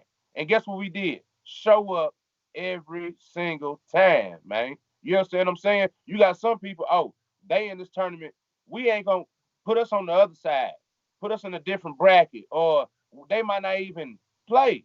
They might even, put their kids in the tournament because some people in there. Man, we'll play them on the first day, the second day, later on that day, the championship, however you want it. But people gotta, that's the mindset that needs to change in AAU ball. Carlos, I'm glad you brought that up. Carlos, we had a tournament. Jimmy went and covered a tournament not too long ago. The 2 guys who were supposed to play in the finals, get what they said? Man, we ain't gonna play because we got to play each other next week. We ain't gonna play. And they had a cash prize. We ain't gonna play because we're gonna play each other next week. Down. Sure did. And they just gapped the prize money down the middle instead of going taking all the money. Because it was a second place award. That's the thing. Back then, see, that's the whole thing now. Hell, I was watching on 60 Minutes last Sunday. They had one league goes on called the I something where everybody get a trophy. And I'm like, that's the thing, the culture. Let me ask you this, Hicks. What's the point of the showcase? Well, like, why they start doing that? Because the showcase started because certain teams didn't want to play tournaments no more. Why? And that's part of the mindset. Remember, you got these guys, different type of guys are at the table now. And so remember, the event operator is going to appease to his clientele that has the most power. So what it used to be back when you played, every event was a tournament. There was no showcase games when you were playing. Well, then a couple of years later, it got smarter and somebody incorporated what came to be known as super pools. That means you play pool play, then you go into bracket play. But the pool teams, every team, if it's 4 teams in one pool, all 4 will go into that main bracket. So that means you can get some of the better matchups in order to increase your revenue at the gate during the early matchups. So that kind of like if you had the tennis match, you watch the U.S. Open.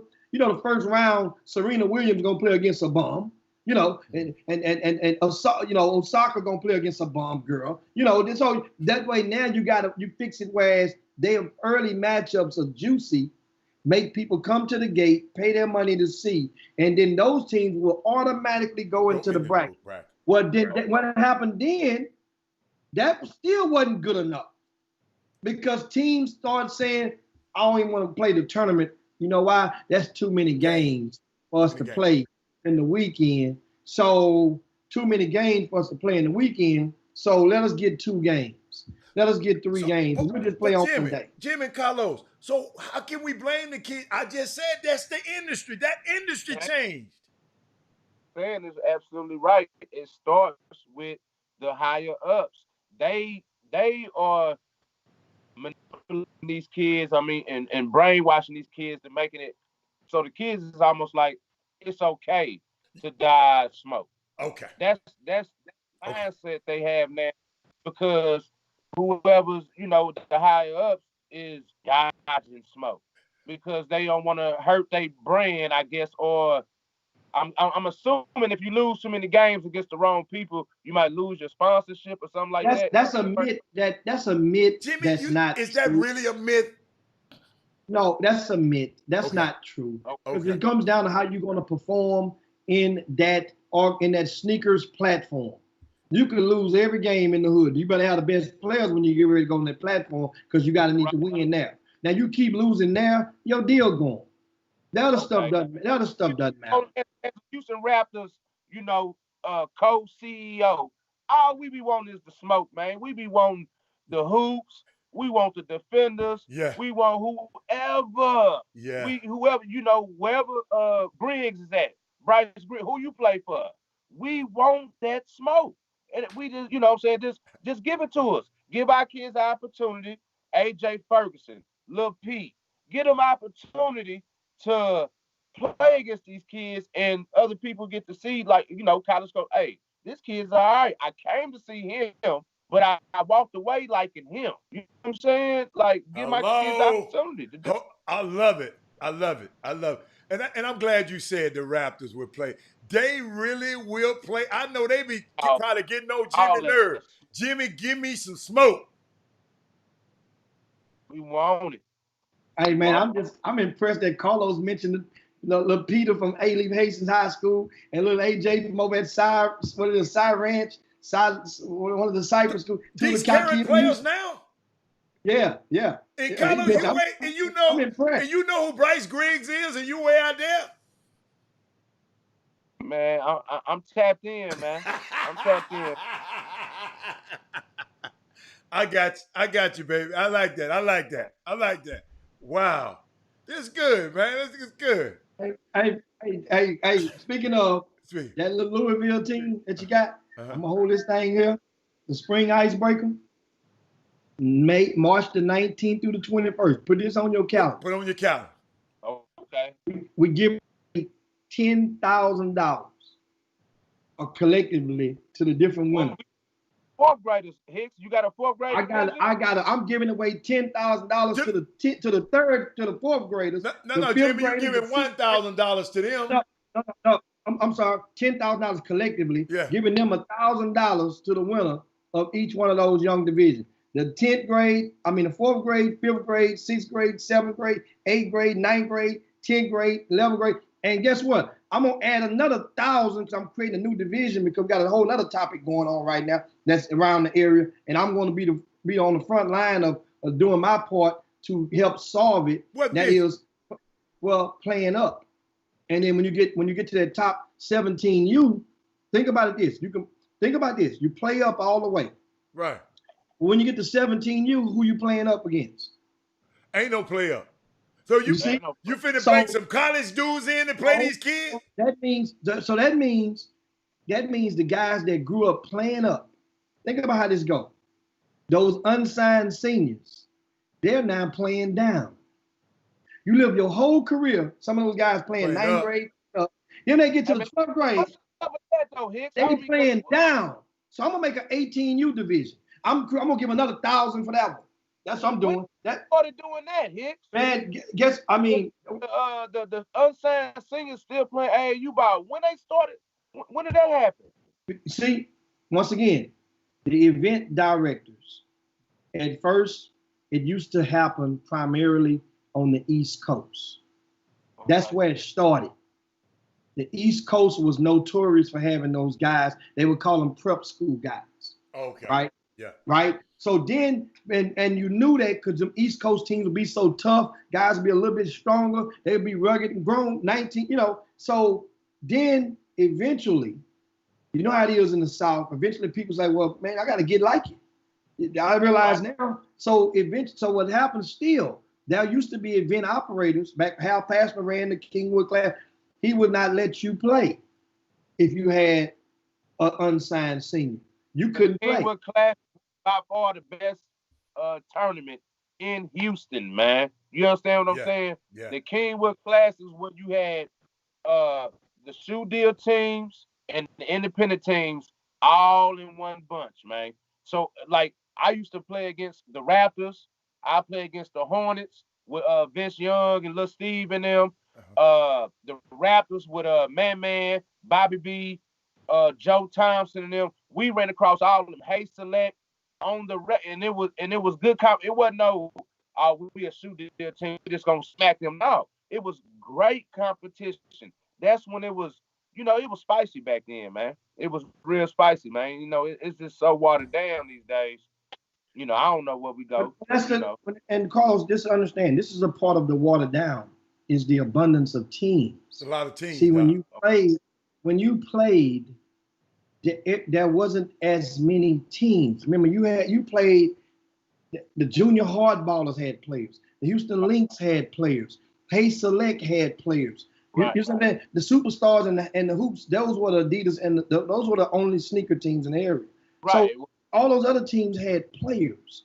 So when you go in and you play, ask you this though, real quick, Hicks. What about Alton Ford and them? That Houston Select. Houston Select. They was Adidas too, right? Well, here's what they were. They were self-sponsored. They wasn't Adidas. Adidas sent them product, right? They had Adidas on their jerseys. They sent them product, but they didn't play in Adidas events like the main ones. They tagged along in some, on their own dime. And that was David Salinas did that. He bought his way into but it wasn't sponsored. He wasn't in the meetings that the directors had to have. He wasn't part of the, he didn't get the emails. And Jimmy, I want to make sure too. I'm glad Jeremy Cunningham made that plain. The 18 and under division, they're gonna be playing only 18 and under division. They ain't gonna be playing the 17 and under teams, right? They just gonna have their own big division, right? Well, for the 18U, that means, in other words, in the 17U division, your unsigned seniors would not be allowed. Okay. You see? Okay. You see? Well, what do you think about this, Los? Like the dude said, man, they had 17 years to figure this stuff out. Another year, what the hell are they trying to do another year for?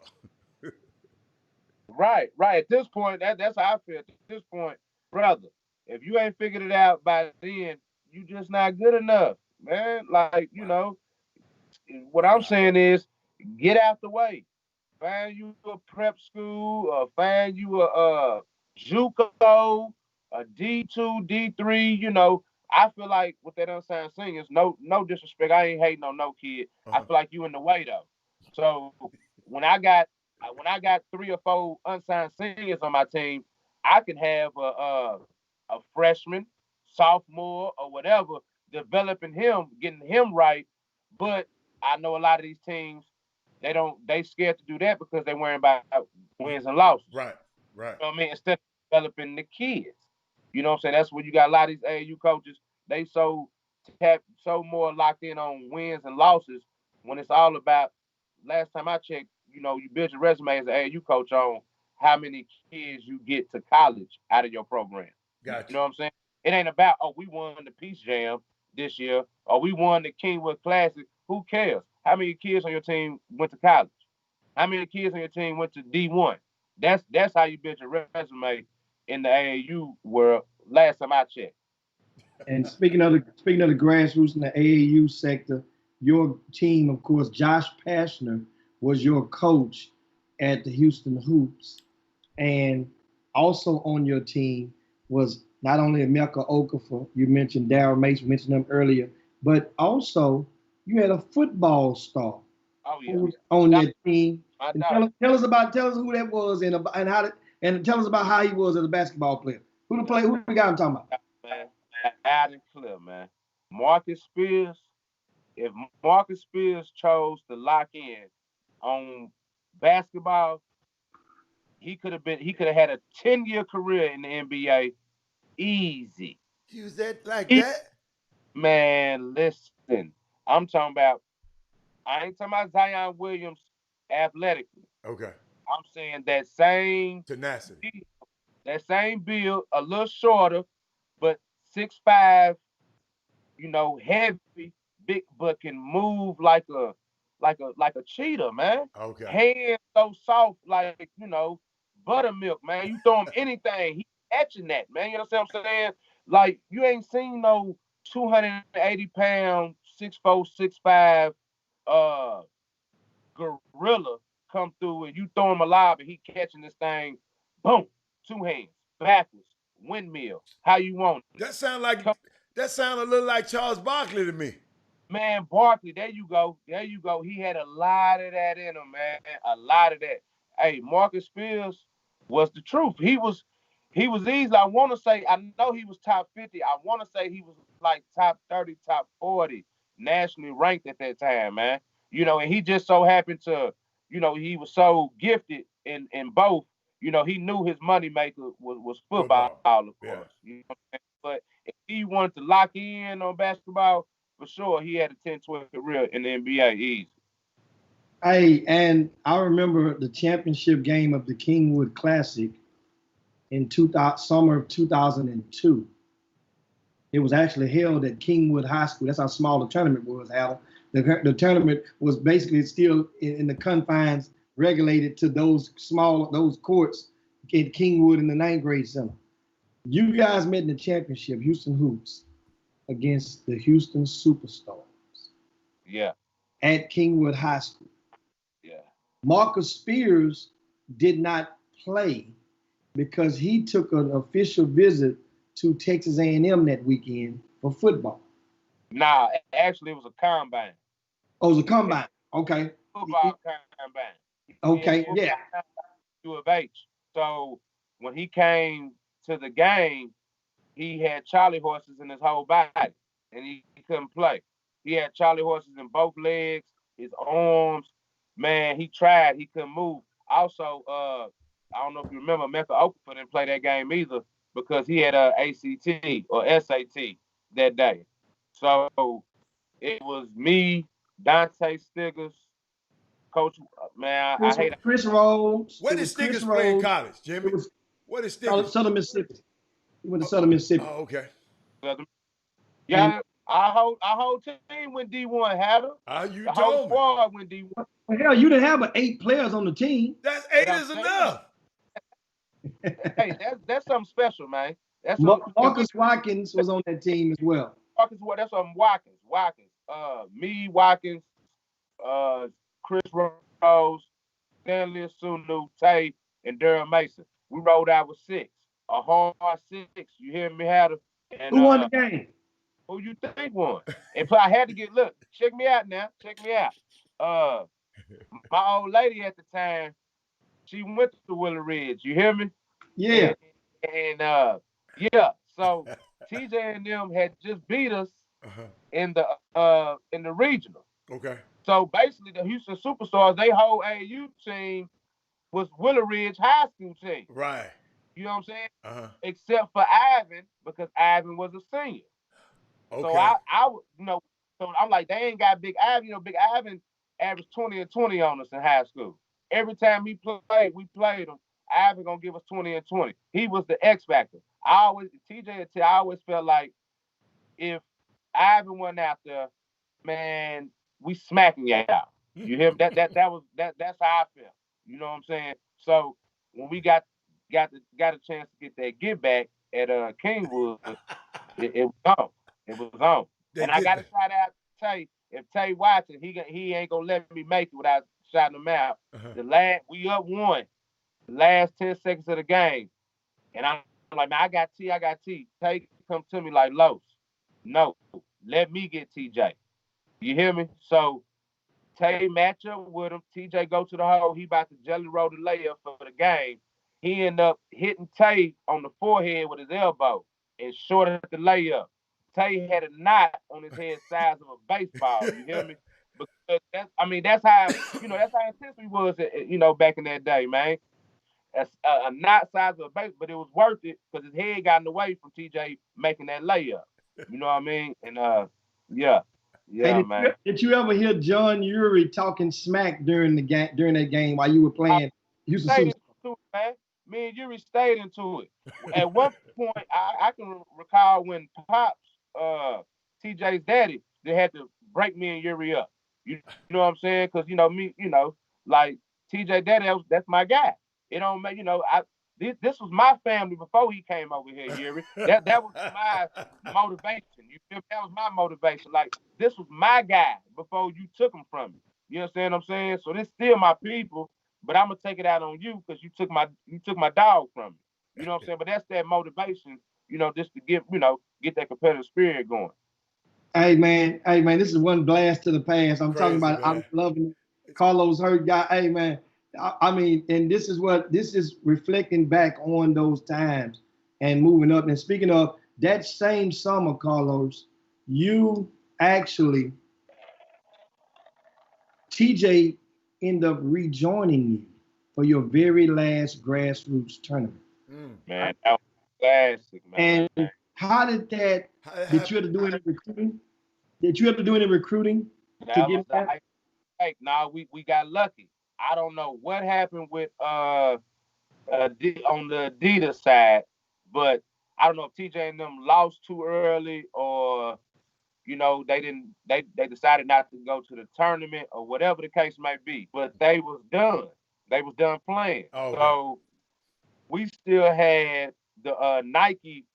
It's like the last tournament in Nike, where they consider who's the best Nike team in the nation. Yeah, the Hoop Summit. What you call it? I think it was called not the Hoop Summit. It was called the Global Game. The Nike Global Challenge. The Global Challenge. The Global Challenge. The year before, we won it the year before, and we beat Darius Miles and T Wade and them in the championship. They had just beat Yao Ming and them in the Final Four, and Darius Miles, fortunate for us, he had caught a crick in his neck the night before, and he ain't played. So it was just it was D Wade, the little Caucasian brother from he went to Illinois. I can't remember his name. Yeah. The little white guard. And yeah. Playground Warriors. I can't think of his name. Yes, man. No, not Travis Dina. Not Travis. Oh, I'm talking about Travis Dina. That's what I'm talking about. I'm talking about for the Illinois Warriors for D Wade and Darius Miles and them team. The little dude, whoever he was, he ended up going to Illinois. But anyway, that following year when TJ and them played, when TJ joined us, the dude that went second in between Melo and LeBron, what's his name? In the draft. Who's that held in the 2003 draft? Overseas dude, man, went to Detroit Pistons. Man, you Some know of, I'm some Oh, of the bus that yeah, he a got it bust. He down his don't head. play Yeah, no more. He got a ranch talking over living. Darko Darko. Milicic. Darko. There we go. Yeah. Now, we played against we played against Darko, uh, Southern Cal Hoops, David Lee, St. Louis Eagles, and the Playground Warriors. Man, listen, when TJ joined that squad, it was a breath of fresh air, man. We needed that so drastically, man. We wouldn't won that tournament without him. But what I'm saying all that to say, Dante Stiggers led the tournament in steals. TJ led the tournament in assists. I led the tournament in points. That's how we was coming. You know what I'm Yeah. saying? And then so That's then how we, also on that team, you huh? had Emeka Okafor already. Then you Yeah, also TJ wasn't the only one that joined. Lawrence Roberts it was came Roberts. over as Yeah, well. Wayne and got together with Hal Passion. They worked that out and let Lawrence come over and the collaboration. That team is the team. You only played one event together. But I explained to a lot of people, but that team was the best grassroots team ever to put on the uniform together as one. That team on paper. That's the team that nobody in Houston never got to see. There was no live streams, there was no broadcast live, but that team played together. Hey Hicks, I ain't never looked at it like that, boy. You speaking big facts right now, man. That was between me, TJ, Tay, Lawrence, Emeka, Marcus Spears, T Rose, Andy Mason, and Stanley Asunu. That That, that was a monster. I ain't even look at it like that, man. Yeah, yeah. that team there, I'm telling you. I mean, hey man, what a blast. Now, Carlos, your senior year, that was the summer before your senior year. Mm-hmm. You up and leave H-Town. You commit to Louisville. Denny Crum is the coach at the time. You're going back home. Your grandparents live in Louisville, so it was cool. Right. But you left the city hanging before that last season. Why you leave H-Town? Well, that was probably one of the biggest mistakes I ever made in my life, like far as basketball career wise, because at the time, off the court, I was into some things. So instead of me facing those problems head on and just dealing with them head on as a young man, I ran from that. So if I would have say I would have stayed, like first of all, I wouldn't have I would have failed the 11th grade because I dropped out of school those last couple months my junior year after basketball season. So had I just stayed in Houston, went to summer school, caught whatever AAU tournaments I could while I was in summer school, it probably would have cost me being a McDonald's All American or whatever, but it would have saved my NBA career going forward. And more than likely, I would have made the right decision of going to Arizona, which that's what I should have did instead of going to Louisville. And it wasn't that once Louisville would have been an okay decision for me if Coach Crum would have still been the coach because he knew me just as well as Coach Olsen knew me and Josh Pastner. They was around for 2, 3 like since my sophomore year of high school. They've been around. They knew what type of kid I was. They knew how rebellious I was at the time. You know how I like to get into stuff at the time, and they understood that. So they had parameters lined up for me to succeed. You understand what I'm saying? Gotcha. Yeah. Versus when I got to U of L, I mean when Patino came, no disrespect to him, he got a business to run. You know what I'm saying? This is his team. He on more of a power trip. I ain't gonna let this young freshman, kid run my show, and I ain't buying into what he's selling. You understand what I'm saying? So I'm rebelling against what he's saying and getting into things I didn't have no business getting into. But if this was my guy, like a Lute Olson, a Denny Crum, they wouldn't have threw me to the wolves after I made a few mistakes as a freshman. They wouldn't have turned their back on me. And that's why I messed up. And so and Denny Crum, that's the thing. So advice to the young people or parents out there that are watching right now. If you commit and sign with the school, a lot of back then it was always Bro, it's about relationships. You gotta build a relationship with that school, with that coach. It forget the school, with that coach. It can't be no just out of nowhere or out of emotion. Oh, this is the school I want to go to because my parents want me to go there. Or this is the school I'm gonna go to because my AAU coach said, this is the school I should choose, not knowing my AAU coach probably getting something on the back end. You know what I'm saying? So like it gotta be a relationship built with these coaches to where, the coach understands your kid and the kid understands the coach, he understands the environment he's getting himself into before he walks on that campus. Because once he go on that campus, I mean, before the pandemic, once you walk on that campus, you basically a grown man. Ain't no mom and daddy holding your hand, make sure you get up for class, or none of that. It's grown man business. and of course, hey man, this is a great combo, and you get to Louisville, and new coach. You're not his type of flavor. Right. And next thing you know, you had to transfer, and you went to the junior college. Not only you, but you took, I think Jonathan Bender, Brandon Bender, one of the Benders Brandon Bender was a McDonald's All-American too. No, me and Brandon Bender linked up in NAIA. That was my last 2 years of college. That's when me and Brandon linked up.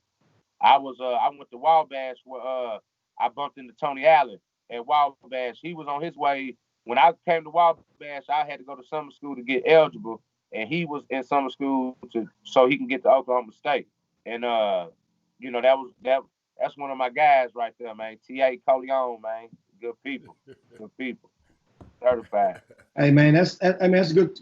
Great convo, Carlos. And that's one of the things that we always strive and invite a lot of the stars from yesteryear to come on the Chop Shop so that you can connect in, and a lot of the parents that's watching of some of the stars or players of today can hear your somewhat testimony, and they hear the names. And now, even if seeing walking by you, I'm guarantee you, next time that you're in one of these gymnasiums in around Houston area, they're not disrespected to Houston, but especially in Houston, somebody's gonna walk up to you and say, "Hey, I saw you on the Chop Shop." I can guarantee you, and somebody's gonna stop you because now they know how you look. And right. A lot of times, these kids walk right by people that they have no idea who they are and what roads and trees that they cut down and roads they paved for today to go and have the opportunities and to be inspired to do what they're doing. And so we thank you for that. Thank you for coming on back and having no qualms about, and just talking because, it happened because there's no doubt when you were in school, I was just getting started in the business, but you were the guy that was the anointed one. There was no way that you was going to miss the NBA in the eyes of many. Right. Absolutely. Absolutely. So people that are watching, this guy, he wasn't just that good. He was better than that good back then. And it doesn't take but a bad decision or a couple of bad decisions to help redirect the trajectory of that flight. Absolutely. That's something what I hope everybody can let it soak in. And I'm thinking back because I was just thinking, I've made a list, and I don't know what I did with it just about 2 weeks ago of like the starting five. We always do starting fives on the Chop Shop. The starting five guys from out of Houston in modern day basketball that had been anointed as pros, but didn't make it. What year was you, Jimmy? What year was to the NBA? What year was Carlos anointing as a pro? What year? When in that summer? See, that summer, that 11th grade year was magical because people didn't know who Emeka Okafor was outside of the area. And Emeka Okafor was just a tall African guy from Bel Air High School who could rebound and block shots.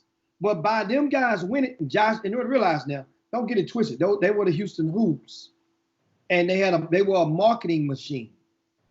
And it wasn't Hal Pastner was grooming his son, which he did get a job at Arizona. He basically morphed being on that sidelines with the Houston Hoops into a coaching gig, which now has turned into a multi-million-dollar decision. Something about that too, Hicks, real quick. What's that? I apologize to my coach, Josh Pastner and Hal Pastner, because they put a lot of faith and a lot of they trust behind me. And had I made the right decision as a young man, 17, 18 years old, and went to Arizona, I feel like, Josh is successful for sure, but I feel like he would have had an easier road to success. More, what I'm saying is, instead of him having to go to Memphis to get his career jumping, I'm pretty sure he would be the head coach at Arizona. And a lot of kids would have followed suit had I going about it the right way. You understand what I'm saying? And trusting in Josh and going to Arizona. It's like a domino effect. One side didn't pan out, then, you got a couple other, well, I don't know if I want to go that route. I don't, because of the way and it wasn't their fault. It was all on me. I'm glad you said that, Carlos, because somebody a guy who'd never seen you play, just texted me, and he watching the show, and he said, I never saw him play. He said, ask him to describe his game to me. How would you describe your game? Fearless. I was the least athletic. I ain't jumping over a penny, Hatter. You know what I'm saying? But I would, like Dame Dollar said, and it's crazy. Dame Dollar, he kind of just now figuring this out. He was like, when I added that long range 3-pointer to my game because it kind of helped me, instead of working so hard on offense, I can practice that shot, and now that's an easy shot for me. So when I step a couple feet, behind the half court, that's a good shot. That ain't a bad shot for me. And then I ain't got to work so hard to get a bucket. I was thinking like that at 16 years old. Like, as soon as I cross half, man, I ain't got time to be doing it, man. You hand down, man down. Once I get to the volleyball line, I'm letting it go. You know what I'm saying? It's over for you. It's over. And that's just, and that kind of shot was more so like, I can't dunk and give you, like, get the team going with a dunk. A dunk, that'll change the momentum of a basketball game. Man, drop one of these 40-footers on somebody's head. That'll change the momentum of a basketball game. Were just you a as much lefty? as a dunk.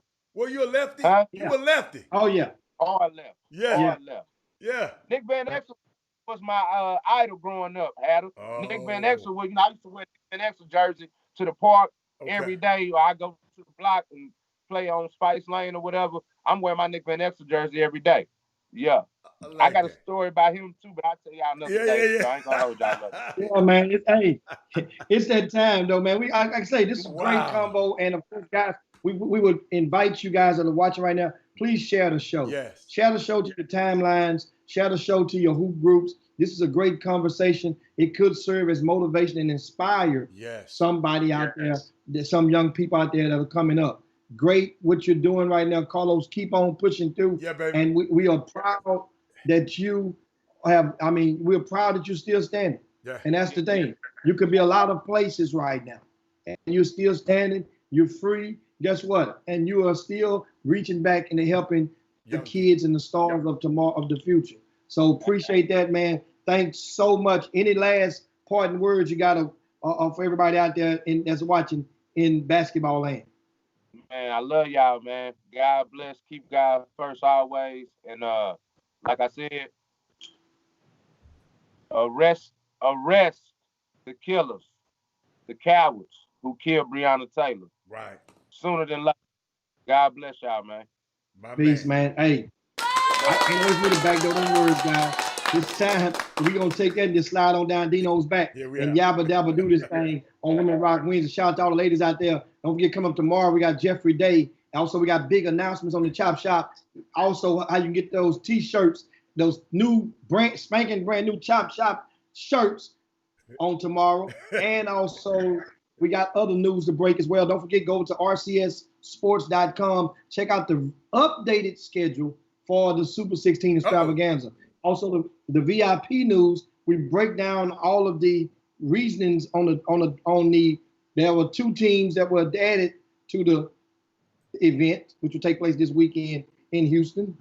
And we explain all that in one team that was bumped and opted out of the schedule. That was their decision. That wasn't, I didn't kick the team out.